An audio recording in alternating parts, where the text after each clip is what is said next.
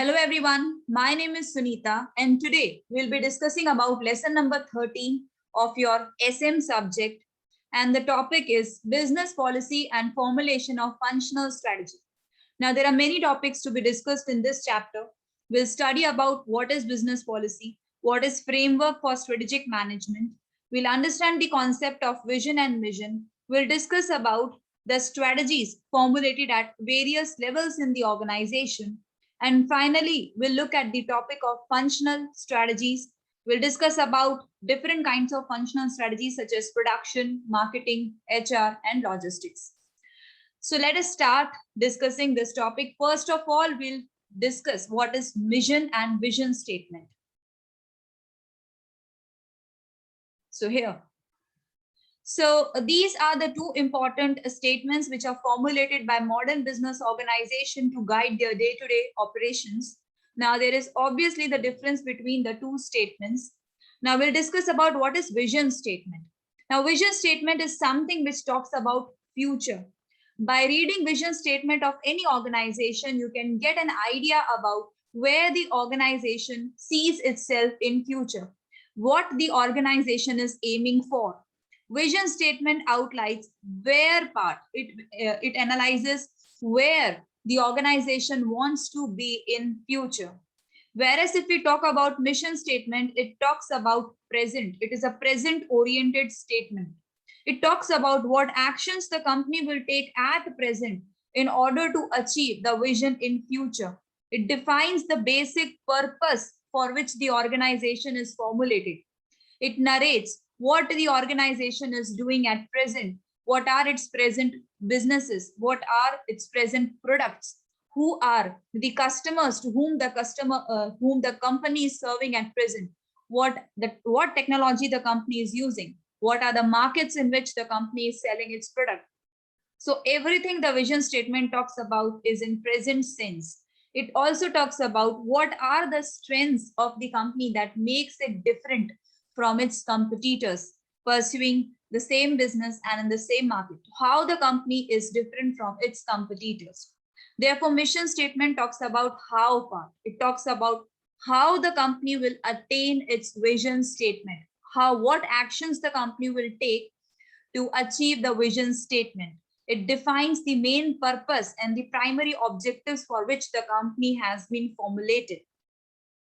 Now, function. So vision statement talks about where the company sees itself in future, in the defined time period. So the company may say that in 15 years or 20 years from now, the company wants to be a global company, or the company wants to be the most profitable or the most attractive customer-centric organization. So it defines where the company sees itself in the longer duration, supposedly of 10 to 15 years.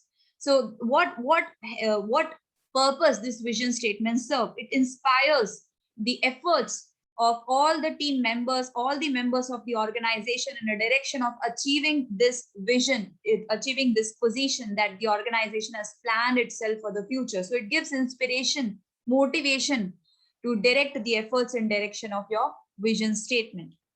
Now, so far as mission is concerned, it defines the major goals for which the company is formulated.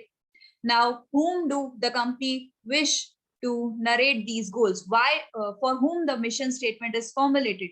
Now, these goals, the audience of the mission statement is the leader of the organization, the team members of the organization, and also the stockholders, the shareholders of the organization. So, the mission statement is formulated to give the glimpse of the purpose for which the organization is formulated, to give the glimpse of the efforts or the actions the company is taking at present, and this is narrated to the leaders, the team members, and the stockholders connected with the organization.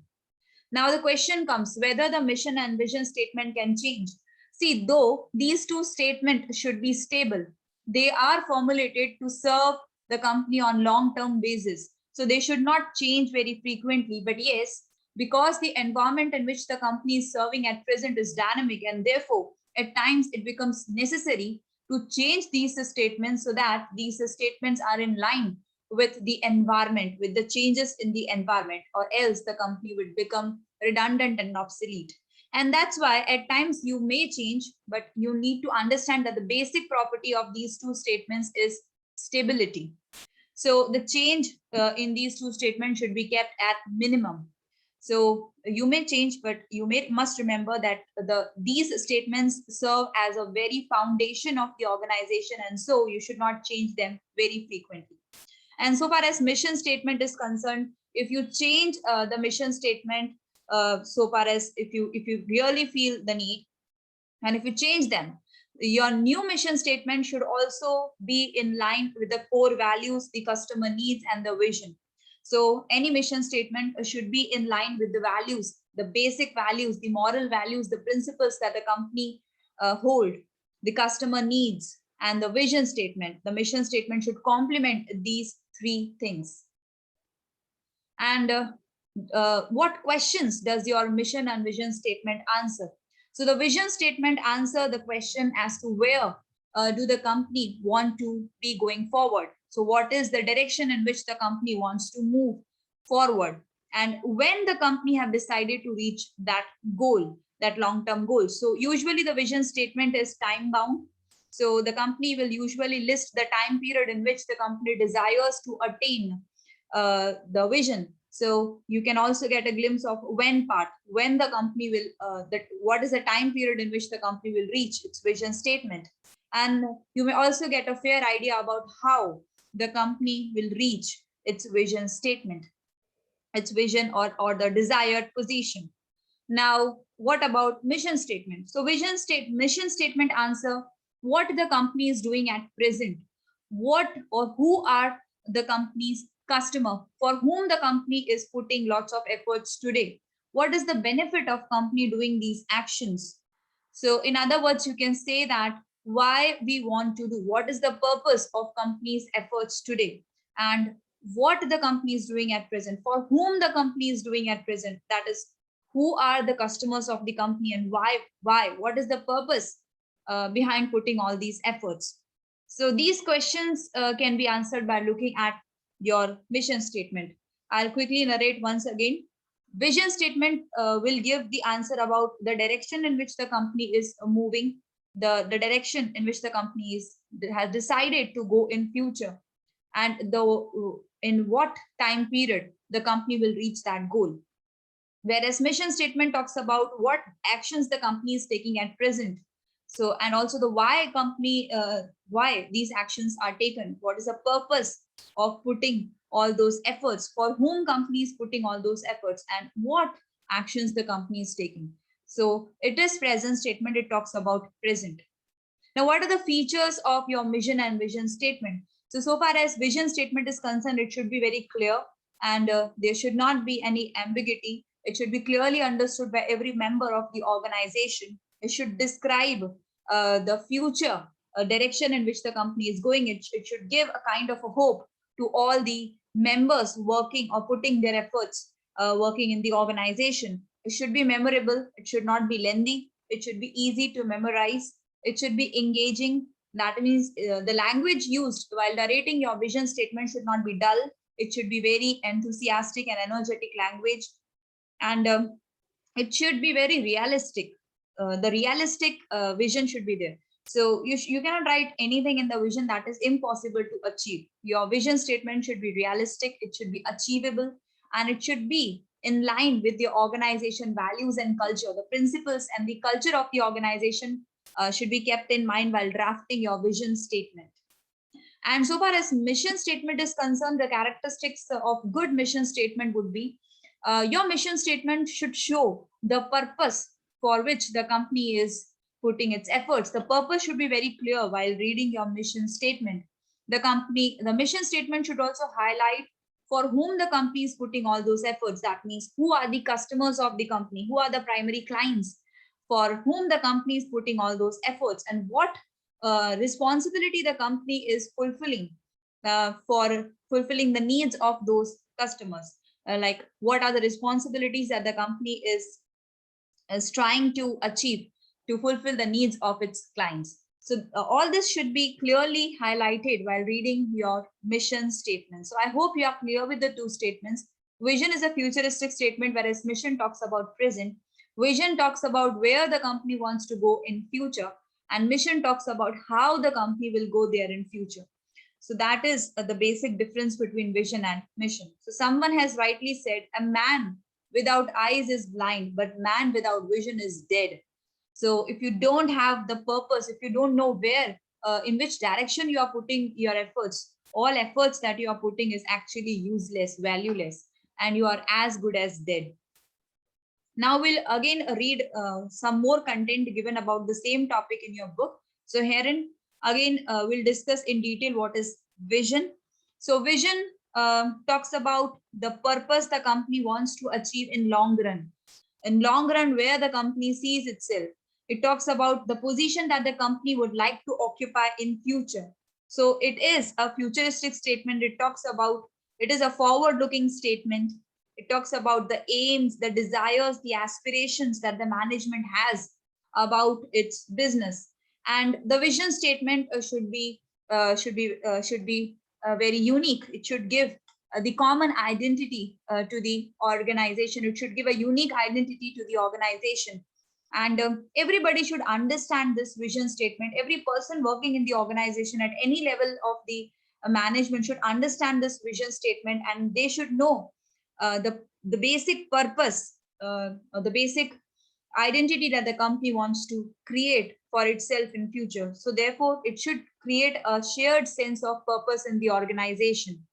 Vision is considered as a roadmap, a blueprint on which gives the direction of the position that the company wants to achieve in future. So it is considered as a roadmap, the blueprint of the efforts. It guides the initiatives. It guides the efforts of every person in the organization. And again, it is said that these statements can go revisions. You can revise your vision statement, mission statement, but then those revisions should be minimal, and the basic vision statement should remain stable throughout the life of your organization. And it is not, the vision statement is not like your operational goals that is updated on daily basis. The vision statement is meant to be stable for long term, and therefore if you need to revise, those revisions should be minimal.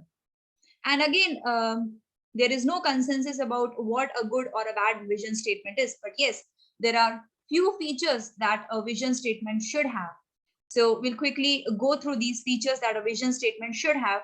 Your vision statement should be concise. That means it should not be very lengthy. It should be written in a clear and crisp language, so that it can easily be read, remembered, and repeated. It should be very clear. There should be no ambiguity. There should be no confusion. It should be written in a very simple language, avoiding all the jargons and complex language. Time horizon, your vision statement should define the time period in which the company wishes to achieve the desired position. It is always future oriented. It does not talk about present. It talks about the future that the company has desired for itself. Again, your vision statement should be stable. For long term, it should be same, and it should not be changed every now and then because of the market changes or technological changes. Your vision statement should not be updated every now and then unless and until it is very much necessary. It should be challenging. It should not be something which can be easily achieved. It should be challenging enough so that it can motivate your staff to enhance their skills, to improve their skills, and put their efforts in the direction of achieving those vision. The abstract, that means the vision statement should be general statement. It should guide the efforts of every person working in the organization, every unit, every part of the organization. So it should be something which is common to all. It should serve the interest, and it should give direction to each and every part of the organization. So it should be general in character and should not be very specific to a particular person or to the particular unit. It should be general in character. It should always be inspiring. It should be written in a language that creates enthusiasm in the minds of the readers. It should not be written in a very dull language. So it should be something which creates inspiration. It serves as a source of inspiration to the efforts of employees working in the organization. Now, what is the purpose of making a vision statement? See, vision statement serves many purposes in the organization. So it serves as a foundation for the strategy plan. So whenever the organization makes the strategy. It takes into consideration the vision, because every strategy that you make should serve as a help in reaching your vision statement. So therefore, every plan that you make is prepared keeping in mind the ultimate vision of the organization. And vision statement actually motivates your existing employees and also the potential employees, the future employees of the organization. Any person, any outsider can read the vision statement, and if that person feels that the vision of the particular company is worth it, and they want, and if they feel that they want to join the organization to be part of this vision statement, then they can join the organization. So vision statement motivate the existing employees, and it also attract the potential employees who thinks that the vision of the statement is something they would like to work for. So on that basis, they can join the organization because their mindset and the vision of the organization is alike, and therefore they can join the organization and put the efforts and help the organization to realize the vision. And also the vision statement also serves as a focus for all the efforts of the organization. Every person knows in which direction they should exert their efforts, and therefore the people in the organization would not do anything which is not in line with the vision statement. They know what is the ultimate purpose, and therefore they focus all their energies in the right direction. Or the organization can also develop the core competencies, that is the skills, the unique skills that can help the organization to realize the vision in long term. So organization knows the vision, and then organization can analyze what kind of skills are needed to reach at this vision statement. They can develop this skill. They can capture all the opportunities that are present in the environment on the basis of these skills, and thereby realize the vision in long term.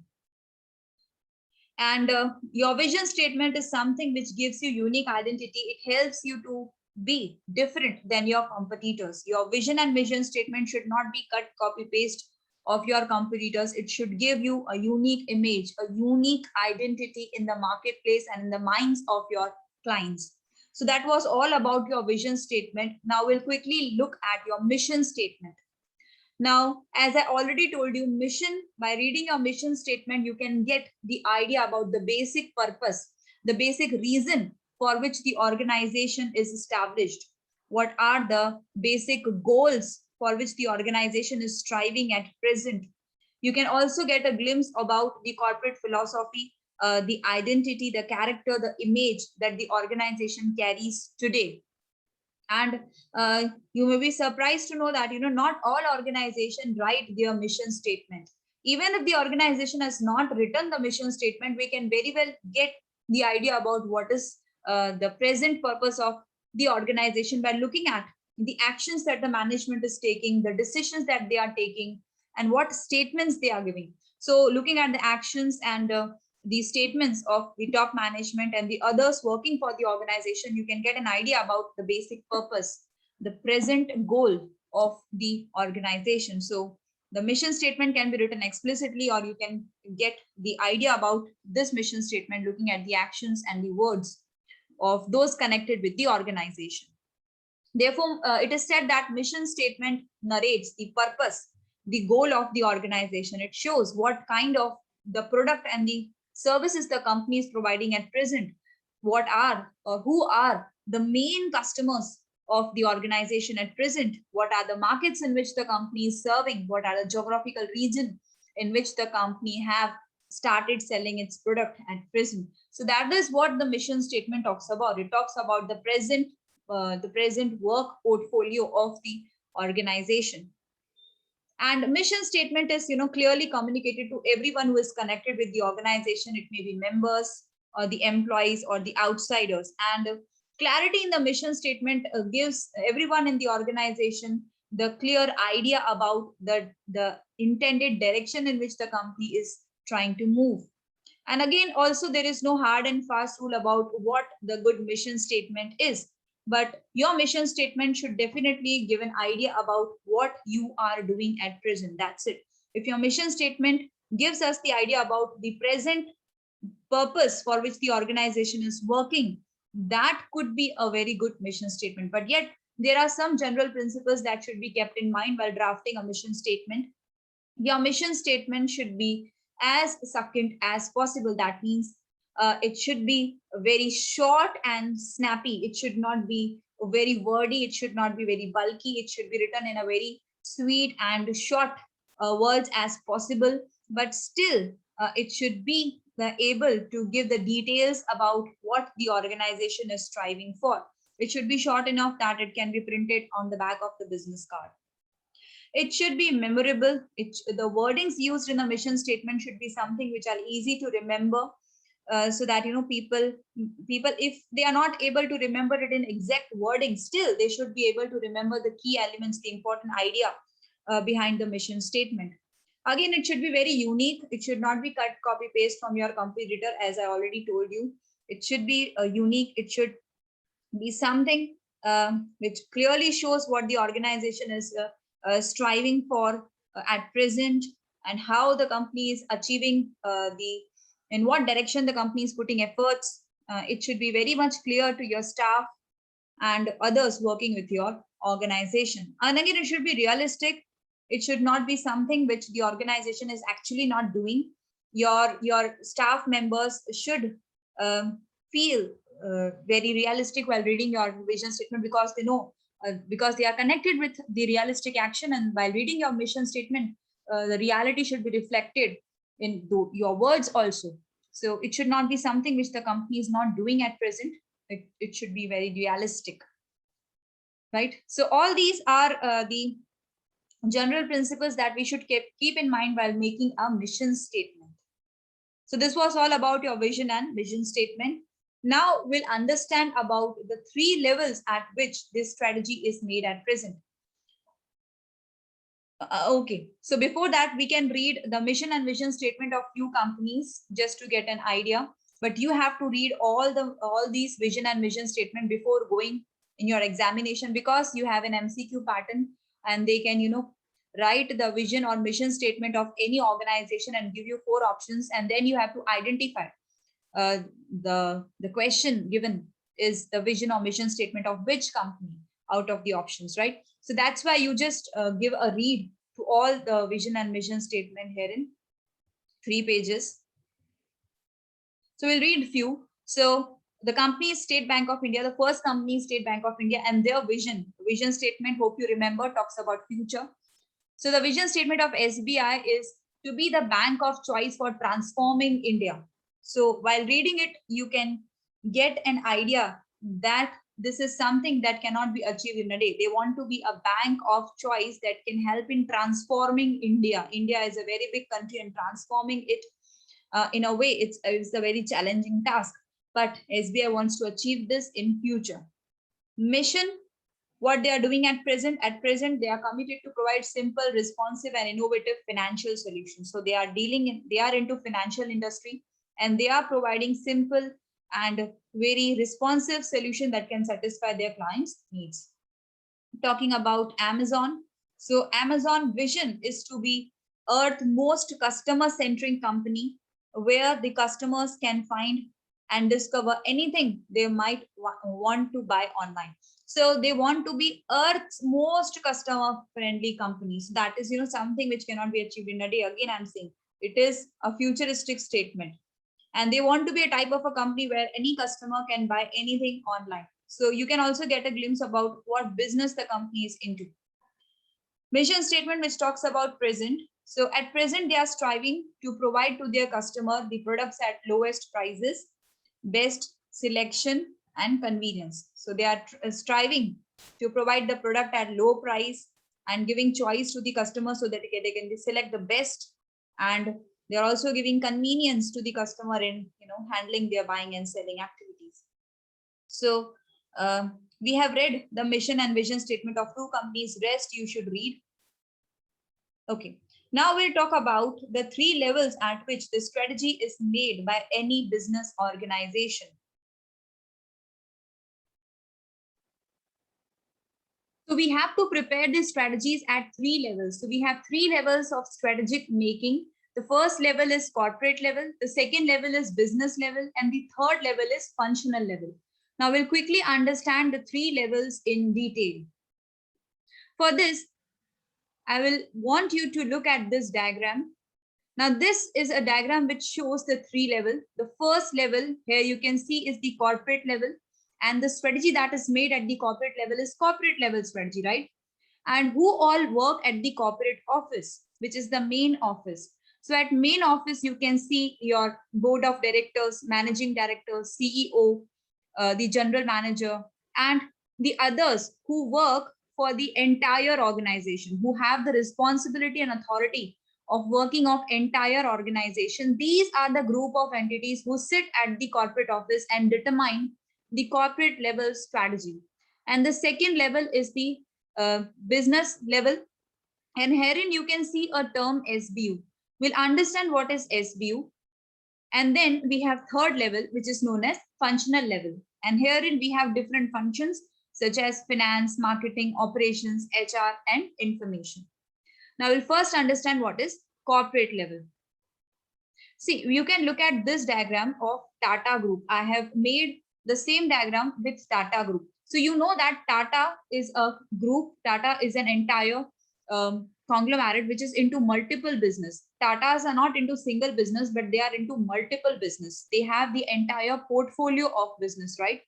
And herein I have taken only three examples of the business they are into. They're having the motor business, and the business name is Tata Motors. They were having this unit Tomco. Now this is closed, but there is one purpose behind me writing this here. I have to explain you one point. So they had this business known as Tomco. Tomco was Tata Oil Mills Company. Tata Oil Mill Company, right? So this was the company which is now not in their portfolio. And you also know TCS. Now these three, Tata Motors, Tomco, and TCS, are example of SBU. So what is SBU? We'll understand. And then we have functional level, right? And functions. So in each of see, Tata Motors, they are not manufacturing only a single motor. They manufacture sports car, they have trucks and many more, but I have taken only two examples. So this motor business is again bifurcated into different segments. And for each segments, we have different functions, right? We have different functions. So for manufacturing sports car, you have different functions such as, marketing, HR, finance. They have their separate functional units. Similarly, trucks, they have their separate functional units. Here in TCS have their separate functional units. So that should be clear to you. Now we'll understand what is corporate level. So corporate level, as I told you, is the highest level in the organization. Corporate level is the highest level in the organization. And who all sit at the corporate level? We have chief executive officer, CEO, with other senior executives such as BOD, corporate staff, general manager, and many others, right? And what they do? They are responsible for taking strategic decision for the entire organization. They make strategies which are applicable to the entire organization, because the corporate level strategy is formulated by the highest level in the organization. We already know that corporate level is the highest level in the organization, and their strategies are the highest levels of strategy. The strategy made at the corporate level is to be implemented by each and every unit of the group. So if any decision is taken by the CEOs, the MD, the board of directors sitting at the corporate office, if they make any strategy, this strategy is to be implemented by each and every unit working beneath. So everyone in the organization is responsible to abide by the rules, regulations, principles, norms, strategies formulated at the corporate level. So they direct and operate the entire business unit. What do they do? In the corporate level strategy, they define the mission, vision, and goals of the entire organization. So what is the overall direction that the organization wishes to take in future? What is the main purpose of the Tata Group is decided by the corporate level managers. They also determine the very important aspect of what business they should be in and what business they should be out. That is investment and divestment decisions. Remember, investment and divestment decisions are taken at the corporate level. So herein, I have gave the example of Tomco. So Tomco was one of the units of Tata's, and that was Tata Oil Mills, and they were manufacturing cosmetics and soap kind of product. So the famous brand Lakme, which is now under the Unilever, Hindustan Unilever, they have this brand, but previously it was owned by Tata's. So there was one unit known as Tomco, which was manufacturing cosmetics and soaps such as Moti and Hammam. These are renowned brands which are still in operation.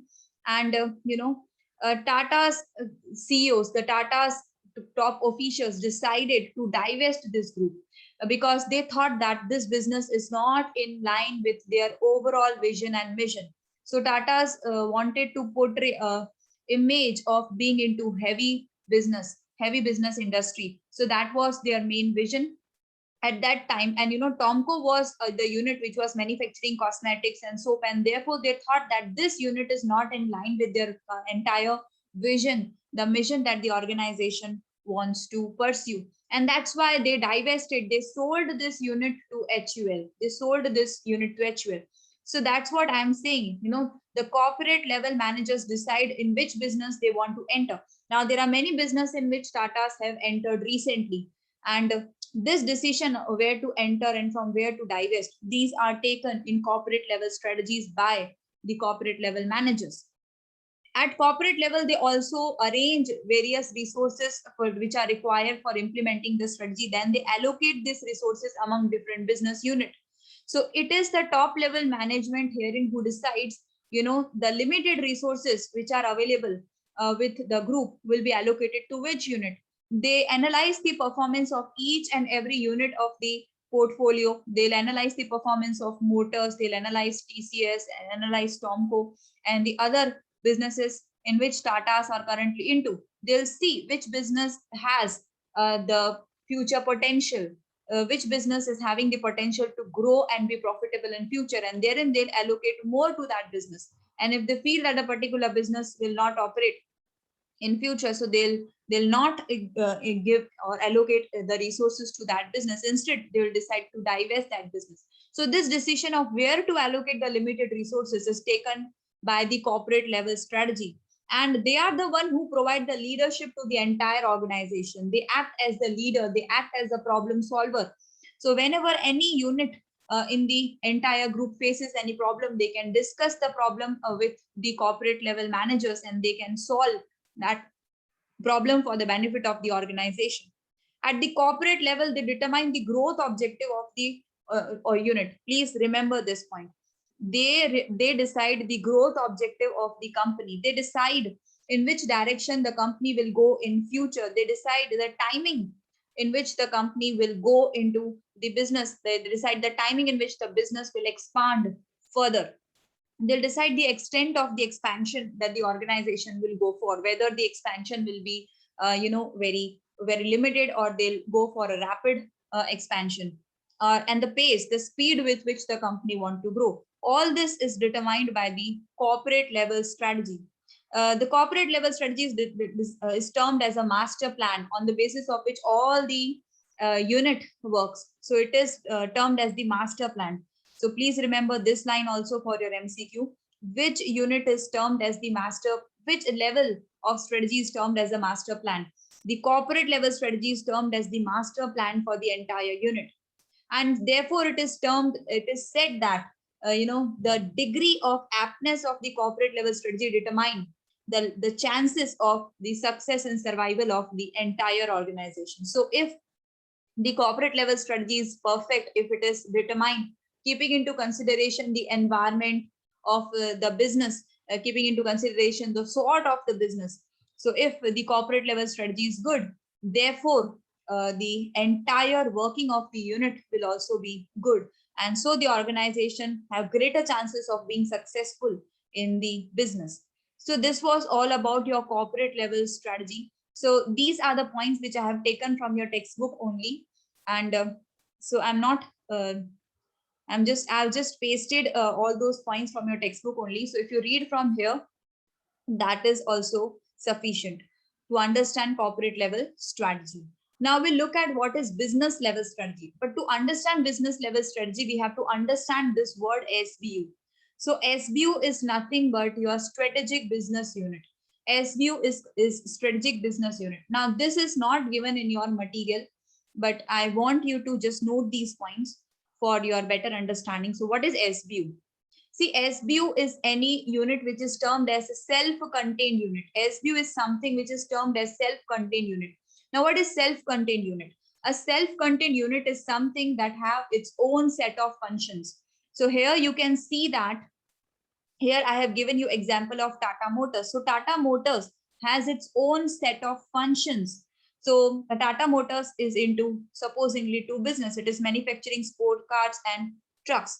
And to manufacture sports car, it has its own group of function. The sports car unit will have its own marketing, finance, HR, and other departments for its day-to-day working. So it is not dependent on any other unit. So Tata Motors working is not dependent upon working of Tomco or working of TCS. They are working independently. They have all those functional units which is required for their operations. They are not dependent upon any other unit. So that is what is known as self-contained, having your own set of functions which is required to manage or make your product and services. Now, secondly, the SBU can be a separate business or it can be a group of business. So herein you can see that Tata Motors is an SBU, but it is not a single business. It is group of business. Within Tata Motors, we have sports car, trucks, luxury cars, and many more. So Tata Motors is a group of multiple business. Tata Motors itself has, different units under it. And it can also be a single business such as TCS. TCS is it's itself a software company, does not have any separate unit under it. So that therefore we can say that an SBU can be a single unit and or it can be a group of multiple units. So all the similar businesses, these are similar business. The sports car and trucks are actually vehicles which are similar. So we'll group all those similar and place it under one SBU. So that is your second point. You should remember it can be a separate business or it can be group of similar business. And also you should remember that the environment of an SBU is completely different from the environment of the other SBU. They have their own set of competitors. So you can very well understand that the environment faced by Tata Motors is not same as that of TCS. That is the customer, the government norms, the legal rules, the laws which are applicable, the suppliers, the customers, and the competitors of Tata Motors and Tata and TCS are completely different. Two units have completely different set of environment, right? And therefore, the strategies that they make are also different. The strategy or the plan made by TCS is not applicable for the working of Tata Motors, and therefore, we have separate manager. Each SBU, the fourth point is each SBU has a separate specialized manager who is responsible for planning and day-to-day planning of the working of SBU. They are responsible for profitability and performance of the division. That is to say that each SBU has a specialized manager who knows the working of the unit. Tata Motors will have a manager who knows the entire working of motor business. TCS will have a manager who is specialized into the software business, right? So we have a specialized manager, and this specialized manager is responsible for planning of the entire unit. He is responsible for the ultimate results. He is accountable to the top management for the profit or loss of his unit. And if you see that any unit of a business has all these characteristics, you can term it as an SBU. So SBU is a self-contained unit. It can be a separate business or it can be a group of business. It has a separate environment. It has a separate manager who's responsible for the profit and performance of the unit. So this was SBU, right? So after understanding what is SBU, we can now read about what is business level strategy. From your book, we'll read this. So corporate level strategy, I already taught you from the material, from the PDF that I have made from the similar content only. Now we'll read about what is business level strategy. So I already told you business level strategy is applicable only for the businesses that is into multiple business. As we talked about Tata Group. Tata Group is into different series of business. And each of this business is termed as an SBU. Each of this separate business is termed as a strategic business unit. Now, the strategic business unit has a distinct environment. I already told you the environment faced by Tata Motors is not same as that faced by TCS or any other unit. They are giving example of Reliance Industries, which is also into multiple business such as textile, yarns, and also they are into petrochemical products. So they are into multiple business. So each of this unit is termed as an SBU, right? And each of this SBU will have different set of customers, different level of competition, and different functional unit. And therefore, we require different strategies for managing each SBU. The strategy, as I already told you, the strategy of TCS is not applicable to Tata Motors, right? Because they are separate business. So we require separate strategy for separate SBU, right? Therefore, each of the SBU make its own strategy and they try to utilize the resources available to them to the best advantage, and they make a strategy looking at the environment that they face. In the first session, I already told you, you cannot make any strategy without having sound understanding of your environment. And therefore, each SBU manager analyze the environment of their business and make a strategy, right?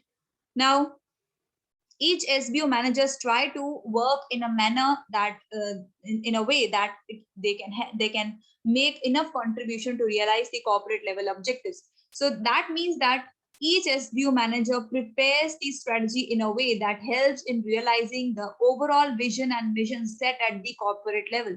No SBU manager can ignore the corporate level objectives and guidelines before framing the business level strategy. So herein it is said that corporate level strategy places the constraints. They decide the policies within which the SBU managers have to operate. The corporate level strategy decides the scope of operations of any SBU. They determine the authority and responsibility of the SBU managers. They decide the level of operations of the SBU by giving them resources. Because I already told you, the corporate level managers decide the allocation of the resources to different units. So the level of the amount of the finance that they allocate to a different unit will determine the level of expansion and the operations of the SBU. So SBU managers are actually under the control of the corporate level. Corporate level give them guidelines, give them finance, and also keep the close supervision over the working of the SBU managers. So we should understand that the corporate level and the business level strategies are not same. The corporate level strategies are framed by the corporate office people, such as board of directors, MDs, and all, and they are responsible for the working of entire unit. The strategies that they make are to be implemented by everyone in the organization, each level, each unit. Whereas the business unit managers, I already told you, they are only responsible for their own unit. They frame the strategy and they are responsible for the working of the single unit of which they are head. So here you should mark this point. The corporate strategy is not sum of business level strategy. So you cannot say that sum of all business strategies is equal to corporate level strategy. No, they both are completely different. The corporation is concerned with and has an impact on business level strategy. The corporate level strategy impacts each and every unit. They impact business level strategy as well. They decide in which way the SBU managers will work. They decide the growth potential of the SBU managers. So they control the SBU managers, right? And now Michael Porter in 1998 has given the 3 types of business strategy. Please remember this, and we'll discuss this in detail in later chapters. So according to Michael Porter, the business level strategy is also termed as comparative strategy. Please remember, according to Michael Porter, business level strategies, the second level strategies, can also be termed as competitive strategy. Why competitive strategy? Because each of the SBU managers, supposedly we talk about Tata Motors, they have to decide how, because they are responsible for the performance of their unit, they are responsible for the results of their unit. So SBU managers have to decide how they will compete with the other competitors working in the same market. So if we talk about Tata Motors, so they are selling some sports car, but there are many other sports car manufacturers in the market as well who are competitors of Tata Motors. So Tata Motors have to make a strategy by which they can successfully compete these other competitors. And that's why the strategy that they make is termed as comparative strategy. The main aim of their strategy is to defeat their competitors and get ahead of them in the marketplace and ensure that they are having more profits than their competitors. And according to Michael Porter, we have three ways. There are three methods, or there are three types of strategies that business level managers can choose from to attain the competitive edge. So either the business level managers can choose for cost leadership or differentiation, or they can go with focus. Three strategies, and you can choose any one. The cost leadership is something that Geo followed. Cost leadership is reducing your price or selling at the very less price compared to your competitors. So you should try to reduce your cost of working. You should try to reduce your per unit cost of manufacturing. If your per unit cost is less, your selling price would be less. Your selling price should be very less, or you should sell at the minimum price, least price compared to your competitors. So if your competitors are selling at 100, you should try to sell at very much less than 100. And that way you can attract the price sensitive buyers, as Geo did. Majority of customers left the other telecommunication operators, and then they shifted to Geo.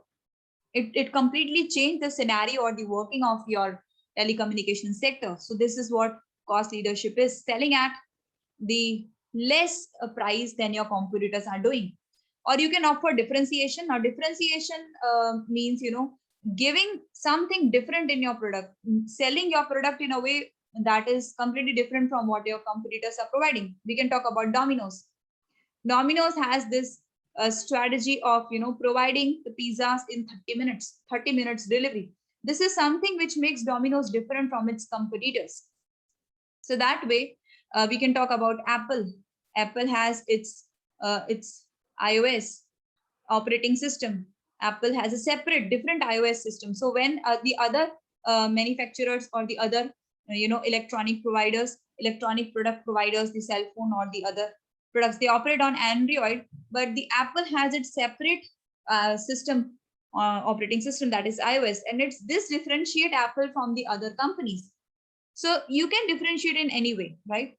And that way you can attract a specific group of buyers who can be loyal to you. So we have the customers who are very loyal to Apple because of this system, a unique system that Apple has.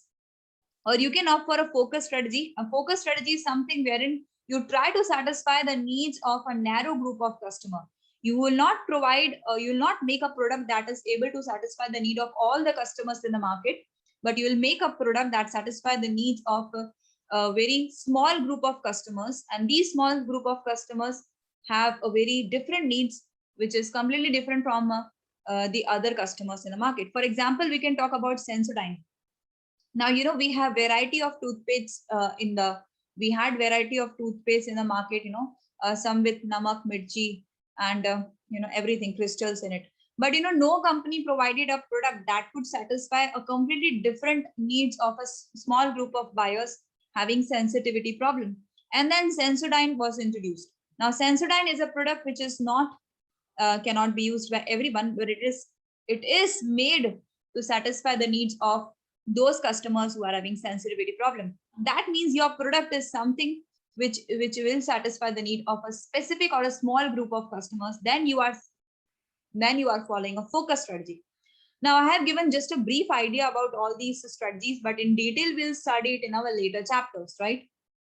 So you can follow any of these in order to succeed in a marketplace, according to Michael Porter. So these three are your business level strategies. Just remember the names. Now we'll talk about Hill and Jones 2007. See, whatever I'm making you mark, that has to be remembered by you.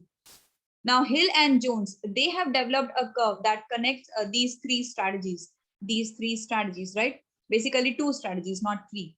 So herein we are talking about differentiation, and herein we are talking about cost leadership. So if you're offering something different, you can definitely charge higher price to your customers. So Apple, we know that they are providing something different to their customer, and therefore they are charging heavy prices for the same, because they are providing something unique which is not available to the customer with any other competitor in the market. So if you're offering differentiation, you can charge higher price to your customer because you will incur extra expenses in developing that differentiation. So differentiation comes with high cost and high prices. So far as cost leadership is concerned, we will try to lower our cost as possible, and thereby we'll sell our product at least price in the market.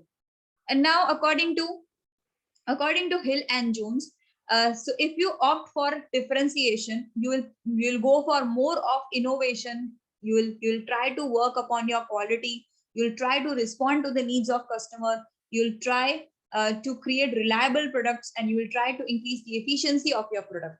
So if you are opting for differentiation, all these factors will be on the higher level.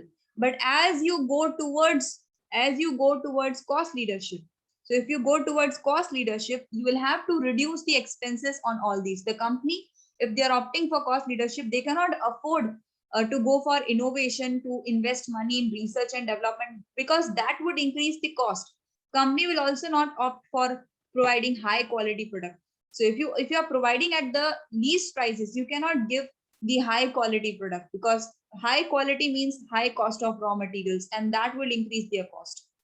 company will the company will not manufacture a reliable product. Their product would be sufficient to satisfy the need, but they won't be much reliable, and their product would be not much efficient as well.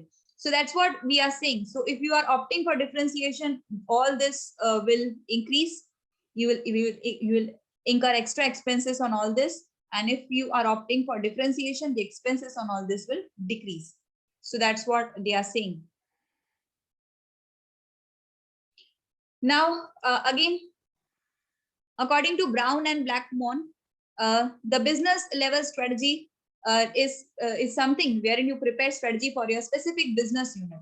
So, and again, the SBU strategy that you make should support the overall organizational goal, overall mission, vision, and the goals of the organization should be kept in mind while framing your SBU strategy, right?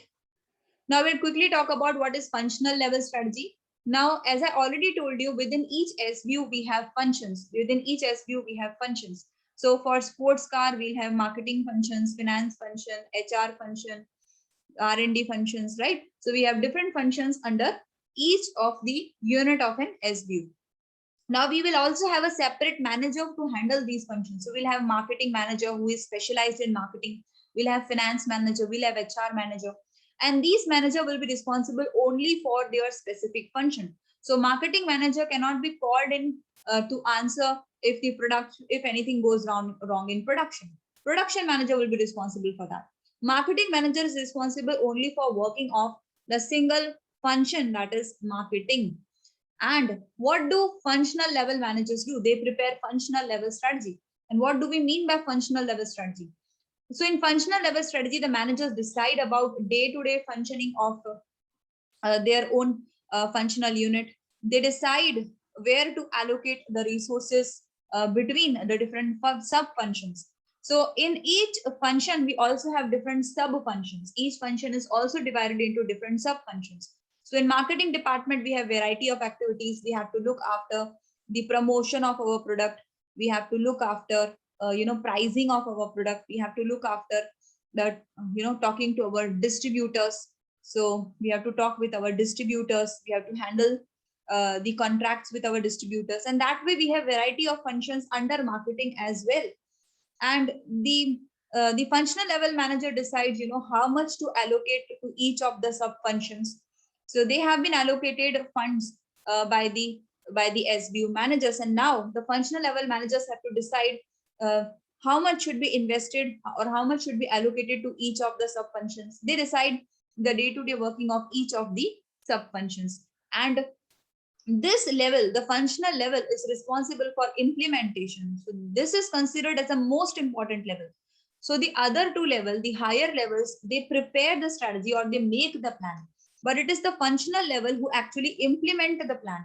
And we already know that the results come by implementation and not just by planning. And therefore, they are considered as the most important level. They are responsible for implementing the strategies in a way that can help to realize the goals set at the corporate and business level. So they are responsible for the working, or they are responsible for the success or failure of the plans, because they will be implementing those plans. They have to ensure that the resources are used efficiently and effectively while implementing. They're not wasting resources, and they should ensure that they reach the goal. So as it is said that functional level, they relate to a single function operation. They are responsible only for a single function. They handle the activities of that function only.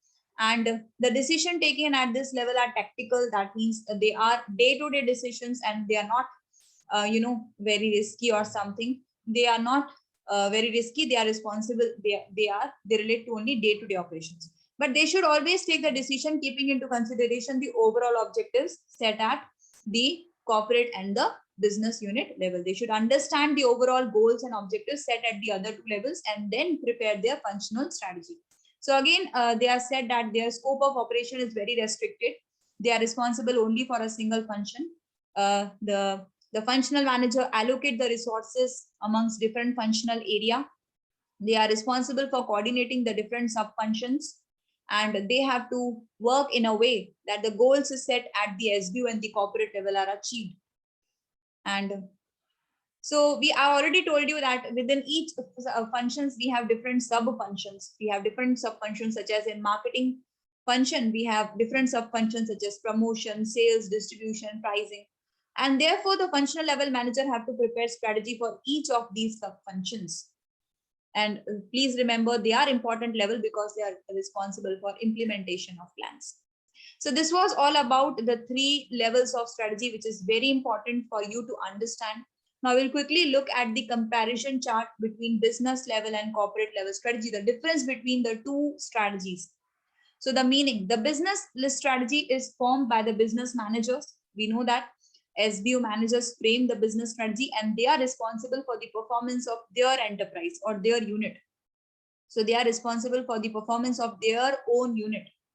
Whereas the corporate level strategy, they frame the mission, vision statement. They frame the ultimate goal of the entire organization. So corporate level strategy is applicable to the entire organization, to each and every unit, whereas business level strategy is applicable only to the specific unit, such as Tata Motors or TCS, right? The business level strategy is a middle level strategy. The corporate level strategy is a top level strategy.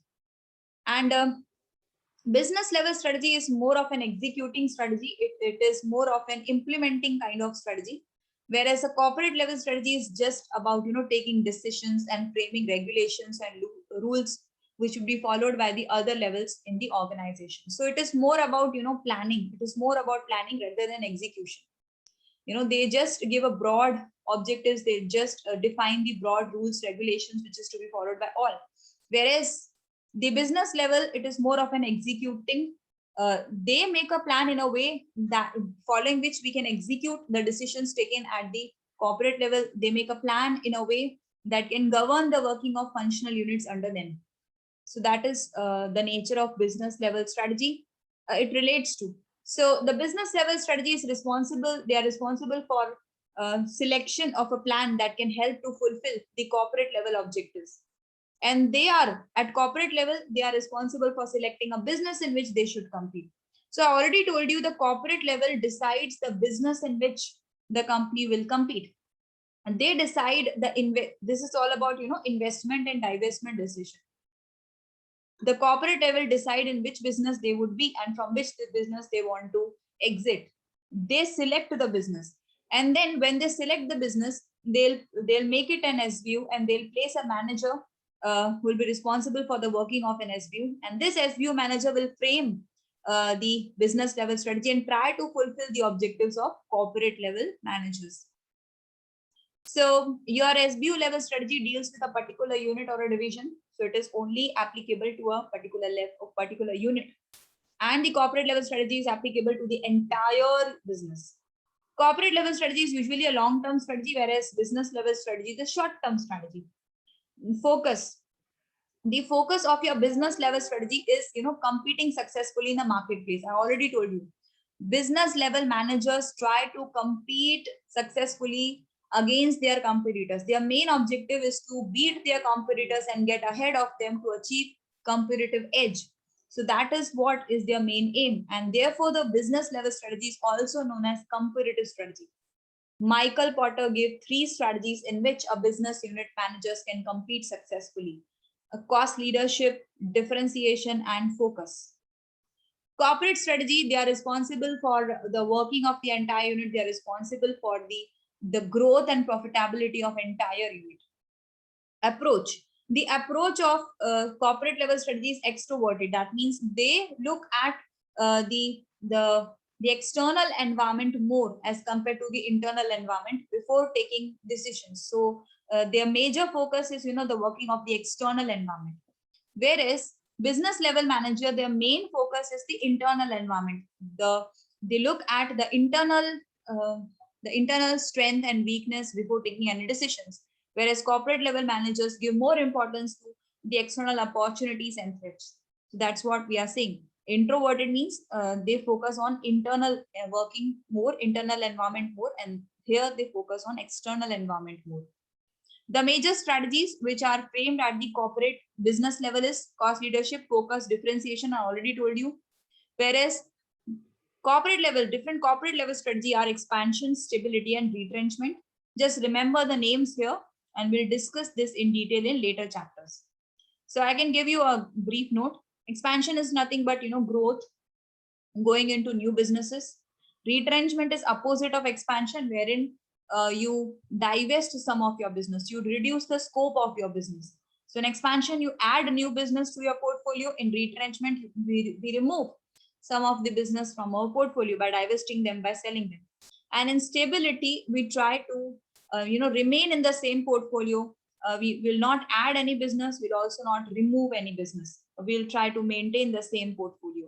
So that is expansion, stability, or retrenchment. The choice is with the corporate managers, which is strategy to choose.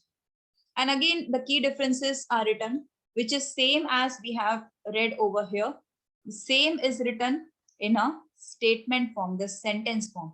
So I'm not going to read it once again. You can just give it a read, or you can also leave it because the content is exactly same. Now we look at the business policy. What is business policy? That answer will look now. Now, what is business policy? So as we already know that there are 3 levels of the management in the organization. So we have top level, we have middle, and we have bottom, right? And we already know that top level is also known as corporate level, and they are responsible for framing the strategies for the entire organization. So they have to decide the policies, the rules, the strategies for the entire organization. And for this, they have to analyze the external environment from time to time. They also have to interact with the stakeholders which are connected with the organization. So they have, lots of work to do. And the middle level and the bottom level are responsible for the working of their own units or their own functions. But at time it is seen that, the middle and bottom level managers face problem, and they are, they are into confusion as to what to do next. And to solve their confusion, they often, come to the top level management with their problems and ask for solutions. And if every now and then these managers come to top level management and ask for the resolution of their problems, then it becomes very difficult for the top level management to gather enough time to do the other important tasks for which they are responsible. And therefore, to ensure that these managers do not come every now and then to the top level management for, silly problems, the business policies are defined by top level management. So business policies are something which are defined by the top level management. These are guidelines which are framed by the top level management for the working of middle and bottom level management. So these kind of guidelines will be read by top level management, and then whenever the middle and bottom level management face any problem, face any confusion, they can look at these guidelines and take decisions. And in that case, they would not have to come to top level management and disturb them from in their working. And that is what the main theme of business policy. These are guidelines, these are principles which are set by top level management. So we'll read it from here. Business policies are the guidelines which are developed by the organization to govern the actions of those who are part of it. So these are guidelines which are set so that the actions can be taken by those who have to take those decisions, right? And the policies also plays an important role. They set the limits. They set the limit within which the middle and bottom level management have to work. Middle and bottom level management cannot breach this guideline. So these guidelines act as a boundary or the border of or the limit of the decision making by the bottom and middle level management. So business policy also decides, how much resources would be allocated to achieve the organizational goal. So top level management in the business policy defines how the resources would be allocated and how the resources would be allocated, where the resources would be allocated to ensure the achievement of goals. Because resources are always limited and they are costly, and so the guidelines have to be framed to ensure that these two levels do not waste the resources unnecessarily in the non-profitable activities, and therefore guidelines govern how resources would be acquired and utilized for the achievement of the organization goal. The business policy decides the scope within which the decision can be taken by subordinates. So management, the top level management frames the guidelines, and these two levels, the subordinates can take their decisions and keeping into consideration the guidelines given by the top level management. So this permits the lower level management to deal with the routine problems on their own without coming again and again to the top level management for the guidance. There is one more definition of business policy. So this was the first definition of business policy, according to which these policies are guidelines. And the second definition of business policy is, this definition is actually given by one author named Christensen, which is not written over here, but the author is Christensen. So according to Christensen, the business policy is a subject which deals with three important things. So if you will study the subject named as business policy, you will come to know about three important things. So first of all, this subject discusses about the roles and responsibility of top level management. So this subject will give you idea about what are the important roles and responsibilities which a top level management plays in any organization. So what are the things for which the top level management is responsible in the organization. This is the first thing. Second, this subject will also discuss about the issues that comes in way of organization success. This subject discuss about what are the problems, what are the issues which the top level management face while heading any organization. What are the issues that can come as an obstacle in the way of organizational success, and what kind of decisions that are taken by the top level management which affects the long run or the future of the organization. So this subject will also discuss about the decisions that are normally taken by the top level management to resolve the problems that come in their way. So three things. It talks about the roles, responsibility of top level management, the issues that are faced by top level management, and the decisions that the management take to resolve these issues. And we also know that top management at the highest level, and they are responsible for making the long-term decisions which will affect the future of the organization. And the top management consists of the top executives, president, general manager, BODs, executive director, and much more. And these are the persons who are not responsible for the day-to-day working of the organization. They are responsible for deciding the future of the organization. The day-to-day problems are to be handled by the middle and bottom level management. Well, these managers are required to devote their time and energy to decide the long-term course, the future course of action of any organization. Now we'll read about the features of business policy. See, this paragraph is completely same, and which is taken from here only. So you may not read this. Now the features of business policy. The business policy to be effective must possess following feature. First of all, definitely it should be specific. So that it does not create any confusion. It should be very specific. Its wording should be specific. It should be definite. It should not leave any area of confusion or opinions. So it should be that specific. So if it is uncertain, definitely the middle and bottom level management will not be able to implement it properly. It should be clear. The wording should be clear. It should have a single meaning. It should not be ambiguous. It should not convey more than one meaning. And therefore, to ensure utmost clarity, you should avoid use of jargons, that is complex terminologies, and you should not use those terms which create chaos, which creates confusion. Those terms you should not be used. You should use very simple language to write business policy. Your policy should be reliable and it should be uniform.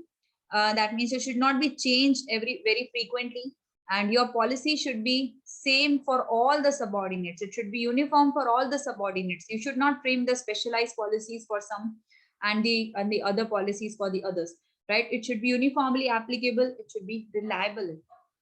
It should be appropriate looking at the organizational goal, the organization environment. It should be appropriate looking at what the organization wants to achieve. It should be simple. That means it should be very easily understood by even a layman. It should not be that difficult for which you have to engage an expert to understand. It should be very simple. It should be inclusive and comprehensive. That means policy should have a wide scope. Policy should be comprehensive. It should be able to guide multiple problems. Your policy should not be such that which resolves one or two problems, but it should be very comprehensive enough to deal with multiple problems that come in a way of the subordinates working in the organization. So it should include multiple matters. It should be flexible and also stable. So it should be stable enough. That means it should not be changed every now and then, because if it is changed frequently, it will create uncertainties. People will not be able to judge as to what is the current position of the policy.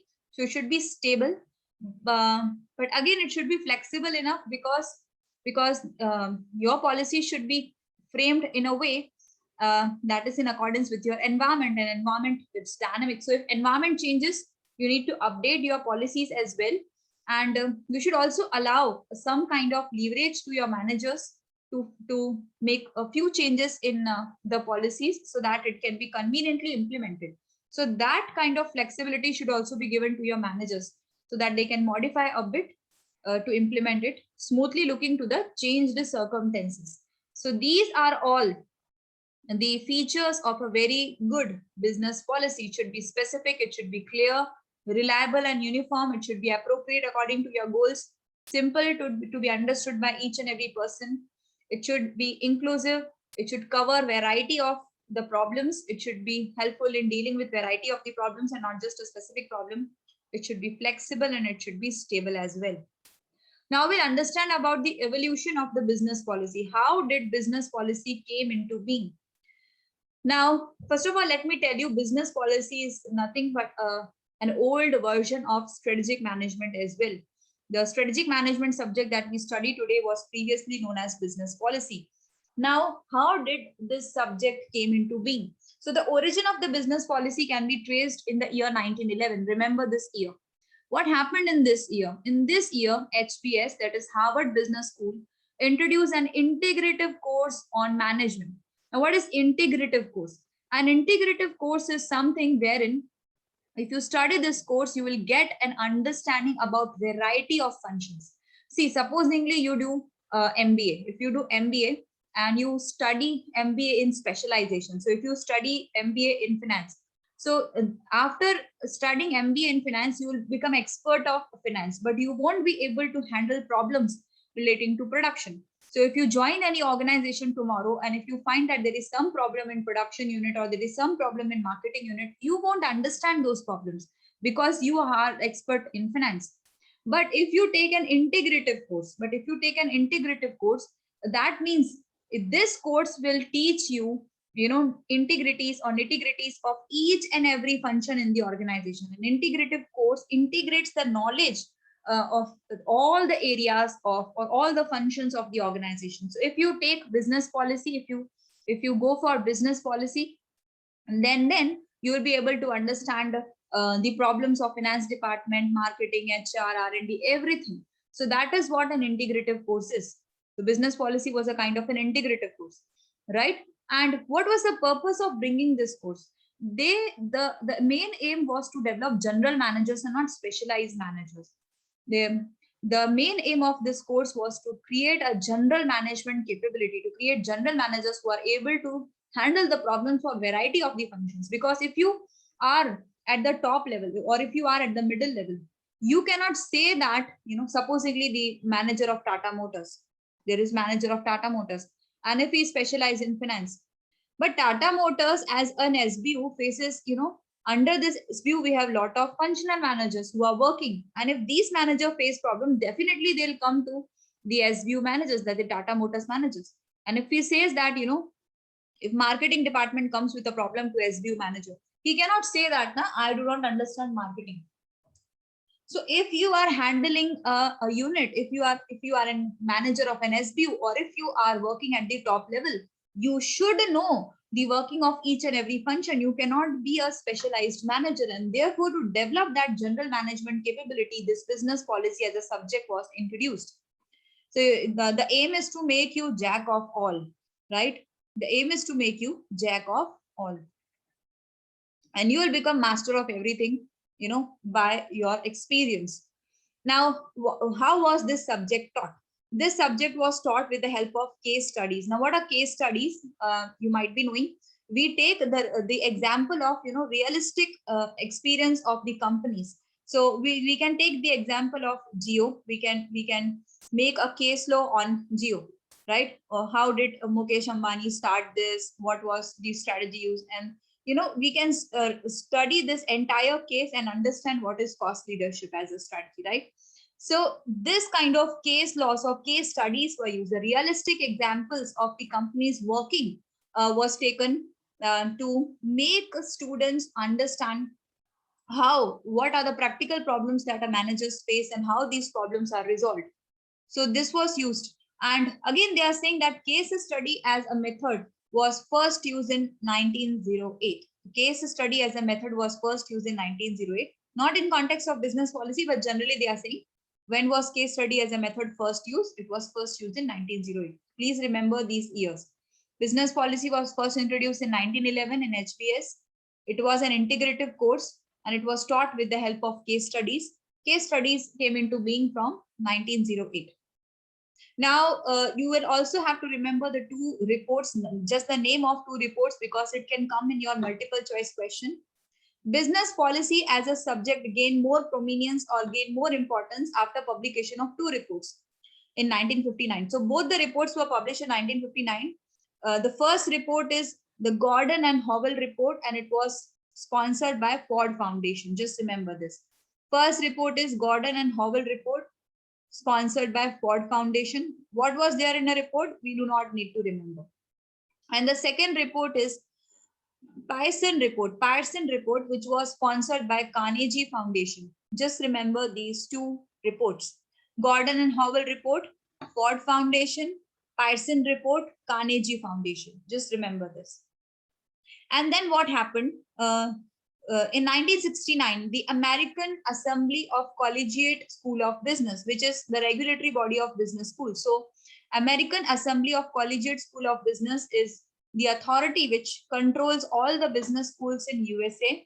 It is a regulatory authority of all the business schools in USA. This authority made it mandatory for all the business schools in USA to teach business policy as a subject. So previously, the business policy was only taught in Harvard Business School, but later on in 1969, because of American Assembly of Collegiate Business School, which is regulatory body of business schools in USA, it was made compulsory for all the business schools in USA to teach it. And thereafter, later on it is spread to the other parts of world. And in India also, now the subject of business policy is taught in many management schools, but the name have changed to strategic management and others, right? Now, evolution of managerial practices. Now, how did managers previously used to manage the business and how they are managing now? So that is what's written in this paragraph. So, in this paragraph, they are saying that previously the managers used to plan only for a day. They used to plan for the day and execute that plan. And tomorrow they'll come again and then plan for a day. So that is what they were doing. They were only interested in day-to-day planning.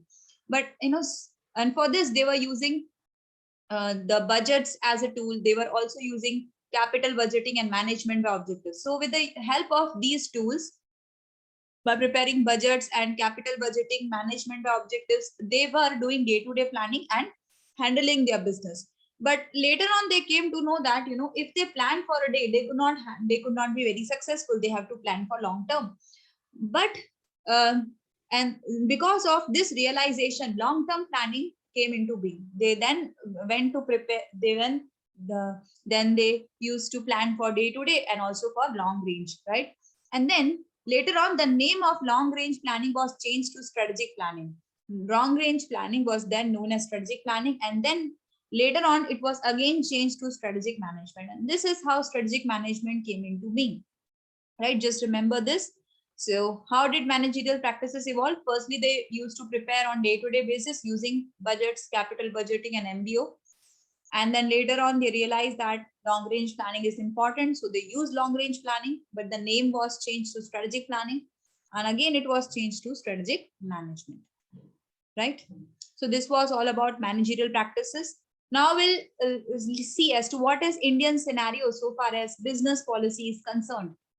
So in India, the IIMs, that is Indian Institute of Management and Administrative Staff College, was set up in late 50s and early 60s. And because of setting up of these institutions, business policy was somehow, you know, implemented or taught in India also. And the syllabus, the curriculum, and the philosophy of teaching this subject was borrowed from the American schools only. And the teaching methodology that was used at IIM to teach business policy as a subject was also the same as used by Harvard Business School. That is, they were teaching by using case studies only, right? But then later on, what happened? You know, 3 more IIMs, IIMB, that is Bangalore, Calcutta, and Lucknow. 3 more IIMs were set up, and more number of universities and management department were set up in India, and more experience was gained in teaching the subjects such as business policy. The interest also increased in this subject, and thereafter, you know, almost all the business schools at present teaches this subject known as business policy. But the nomenclature, the name used for teaching this subject, the title used is different. Some called as business policy, some teaches as corporate planning, corporate strategy, management policy, strategic planning, or strategic management. So they are teaching the same subject, business policy, but the name have changed. You know, in different institutions, different names are used. So this was all about Indian scenario. Now we'll understand what is the importance of business policy as a subject. The first importance of business policy is from the viewpoint of course itself. So that is how the course itself is designed in a way that is helpful to you. So I already told you that business policy is an integrative course. So if you take this subject, you will gain the knowledge of all functional areas of the management. You will be able to understand how different functional areas in the organization are related and how they impact each other. So instead of just being a specialized manager who is understanding only a specialized area or a single area, after studying business policy, you will be able to understand the constraints and complexities which occur in different areas of the business. And by studying this subject, you can also understand what are the roles and responsibilities played by the top level management in the organization. And because of this, you can understand their viewpoint. So business policy, as we know that the scope of this subject is very wide. It also takes into account different functional areas. It studies different functional areas in detail. Plus, if you take this subject, you can also understand the other subjects as well. Business policy as a subject is very comprehensive, and herein you also understand economics, sociology, psychology, demography, political science, and other. So business policy is very broad subject, and it gives a broad perspective to its learners. And therefore, after studying this subject, you can, you know, take important decisions very smoothly in a proper perspective, because now you understand how each action impacts the other parts of the business. And therefore, you can also see how a sacrifice by a single unit can be in the benefit of the entire organization in a long run. So you can leave that narrow view, which, the functional managers are often specialists to take a narrow view of the working. They often regard their own function as only important, and the other functions in the organization are not that important. But if you take business policy as a subject, you understand that each and every function is important, and at times we have to incur loss in one function so that the entire unit gets benefit in long run. So this kind of understanding you can develop if you take this subject. For understanding your business environment is the second benefit. So if you take this subject, you can understand your environment in which the business is operating. You can understand the complexities of the environment. You can understand how senior management makes policy by understanding and appreciating the complexities of environment. If a middle level manager who is often specialist understand this subject, they will then understand the ideas and viewpoints of senior management, because senior management are often generalists, but middle level managers are specialists. And because of the gap in understanding, often there are conflicts between senior management and the middle management, because their perspectives are different. But if middle level management understand this subject, takes this subject, he'll also become generalist as a top level manager, and then they'll understand the ideas, the suggestions of senior management. They will develop a positive attitude towards senior management. They'll implement the policies framed by the top level management very smoothly, because now they understand what the top level management do and why they do that. So then managers, the middle level managers, will feel the part of their organization. They'll not have a feeling of isolation then the third point is understanding the organization. So business policy as a subject helps you to understand the important decisions taken by the organization. You being a middle level managers may previously not be able to understand these decisions, because middle level managers, as I already told you, are often specialists. But now after studying business policy, they'll understand the strategic decision making which are taken for the entire unit. This subject is taught with the help of case studies. So by reading all those case studies, you can get the glimpse of the real life business experience of many businesses. You can learn from their success, you can learn from their failures as well. So business policy prepares managers for the future year. You can learn from the experience of others and prepare yourself for the higher positions. You can prepare yourself for handling the general management capabilities. You will no longer be a specialist manager, but you will be a general manager who has wide variety of experience and knowledge in handling your organization in a better way. So this was all about the benefit of business policy. Just give it a brief read. Now we'll understand the framework of strategic management. So strategic management, as we already read in our previous chapter, it is a process which consists of 4 important steps. So first step is always your business assessment, that is analyzing your business environment. If you analyze your business environment, you will analyze your internal and external environment. By analyzing your internal environment, you'll come to know about your strength and weakness. By analyzing your external environment, you'll come to know about your opportunities and threat, on the basis of which you can formulate a sound strategy. And then after framing your strategy, you can move to third step, wherein you will implement those strategies. You will translate your plans into actions, and actions brings results. Actions brings results, right? And after implementing your strategy, you will have to evaluate your strategy. You'll have to evaluate your strategy. Yes. You'll have to evaluate your strategy. You will have to see whether you have reached the decided goals or not.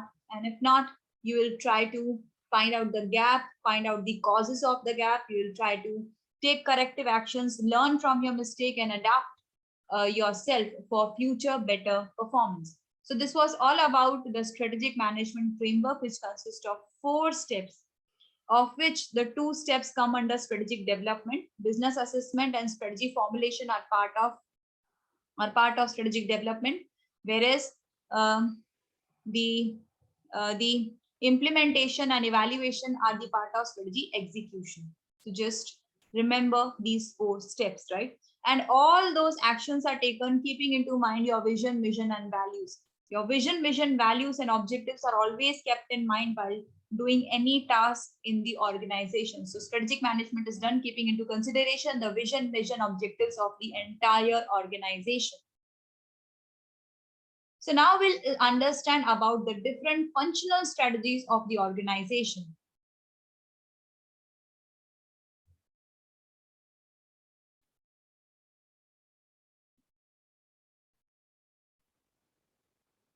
Yes, so our first functional strategy is finance strategy. So we all know that finance is considered as a lifeblood of business, and without finance, you cannot start your business, you cannot run your business, even you cannot and wind up your business, right? So finance is needed in every situation of your business. So we'll understand the different things which are important for the financial metrics of the enterprise. So these are the few things which we need to take into consideration to ensure that the organization is financially well.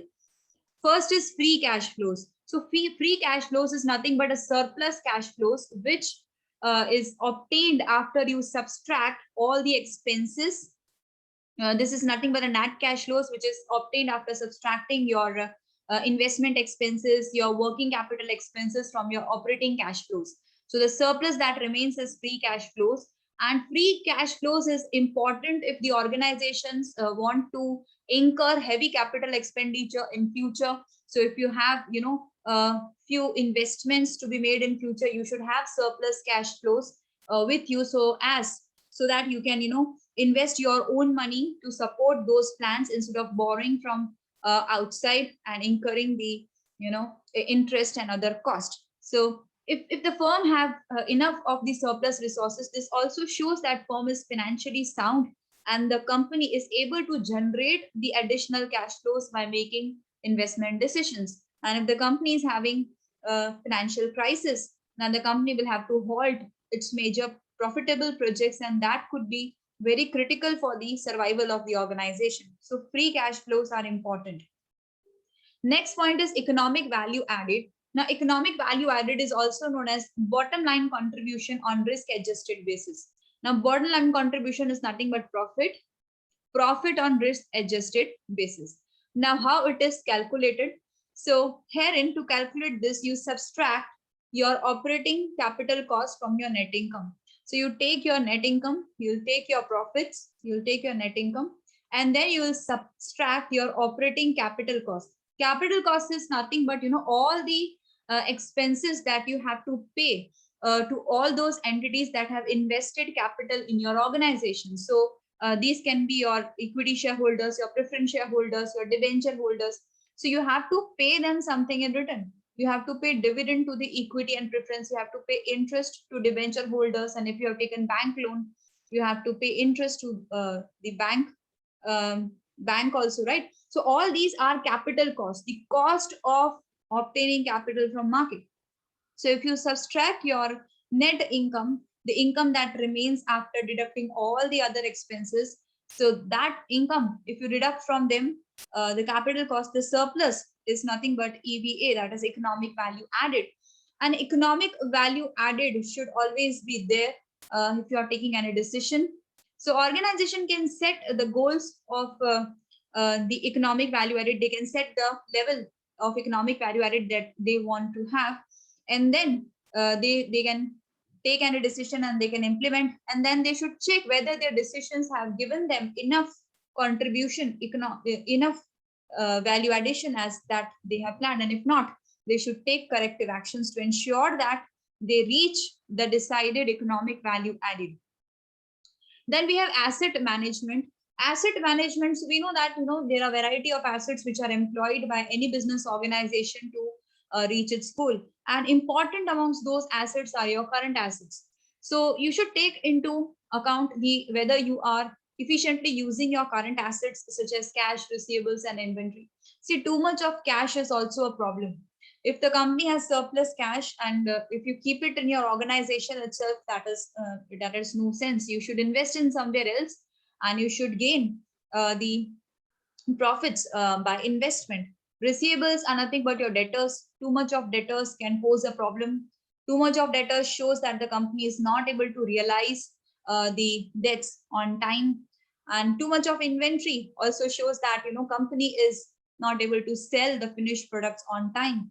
That can result into obsolescence of your inventory, and you might also have to pay the warehouse expenses for storing that obsolete inventory. So you should check your cash, receivables, and inventory, because you have already blocked money, and you should try to sell all those inventories and receivables on time, so as to have surplus financial resources. And current liabilities, that is the liabilities that have to be paid within a short duration of 1 year, you should also keep an eye upon them. You should check your working capital. You should see your cash conversion cycle.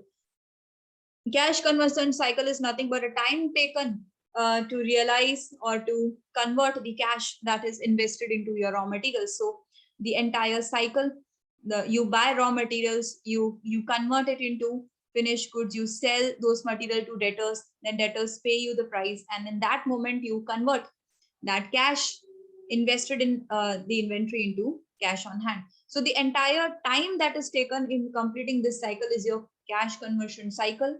It should not be too long, or else you will face financial crisis. So all this you should take into account. The company should check what is the benchmark level of the asset management and how they are performing. And if they feel that they are behind the benchmark is nothing but the best performing company in the industry, so they can check which company is best in handling the assets and how they are performing compared to that company.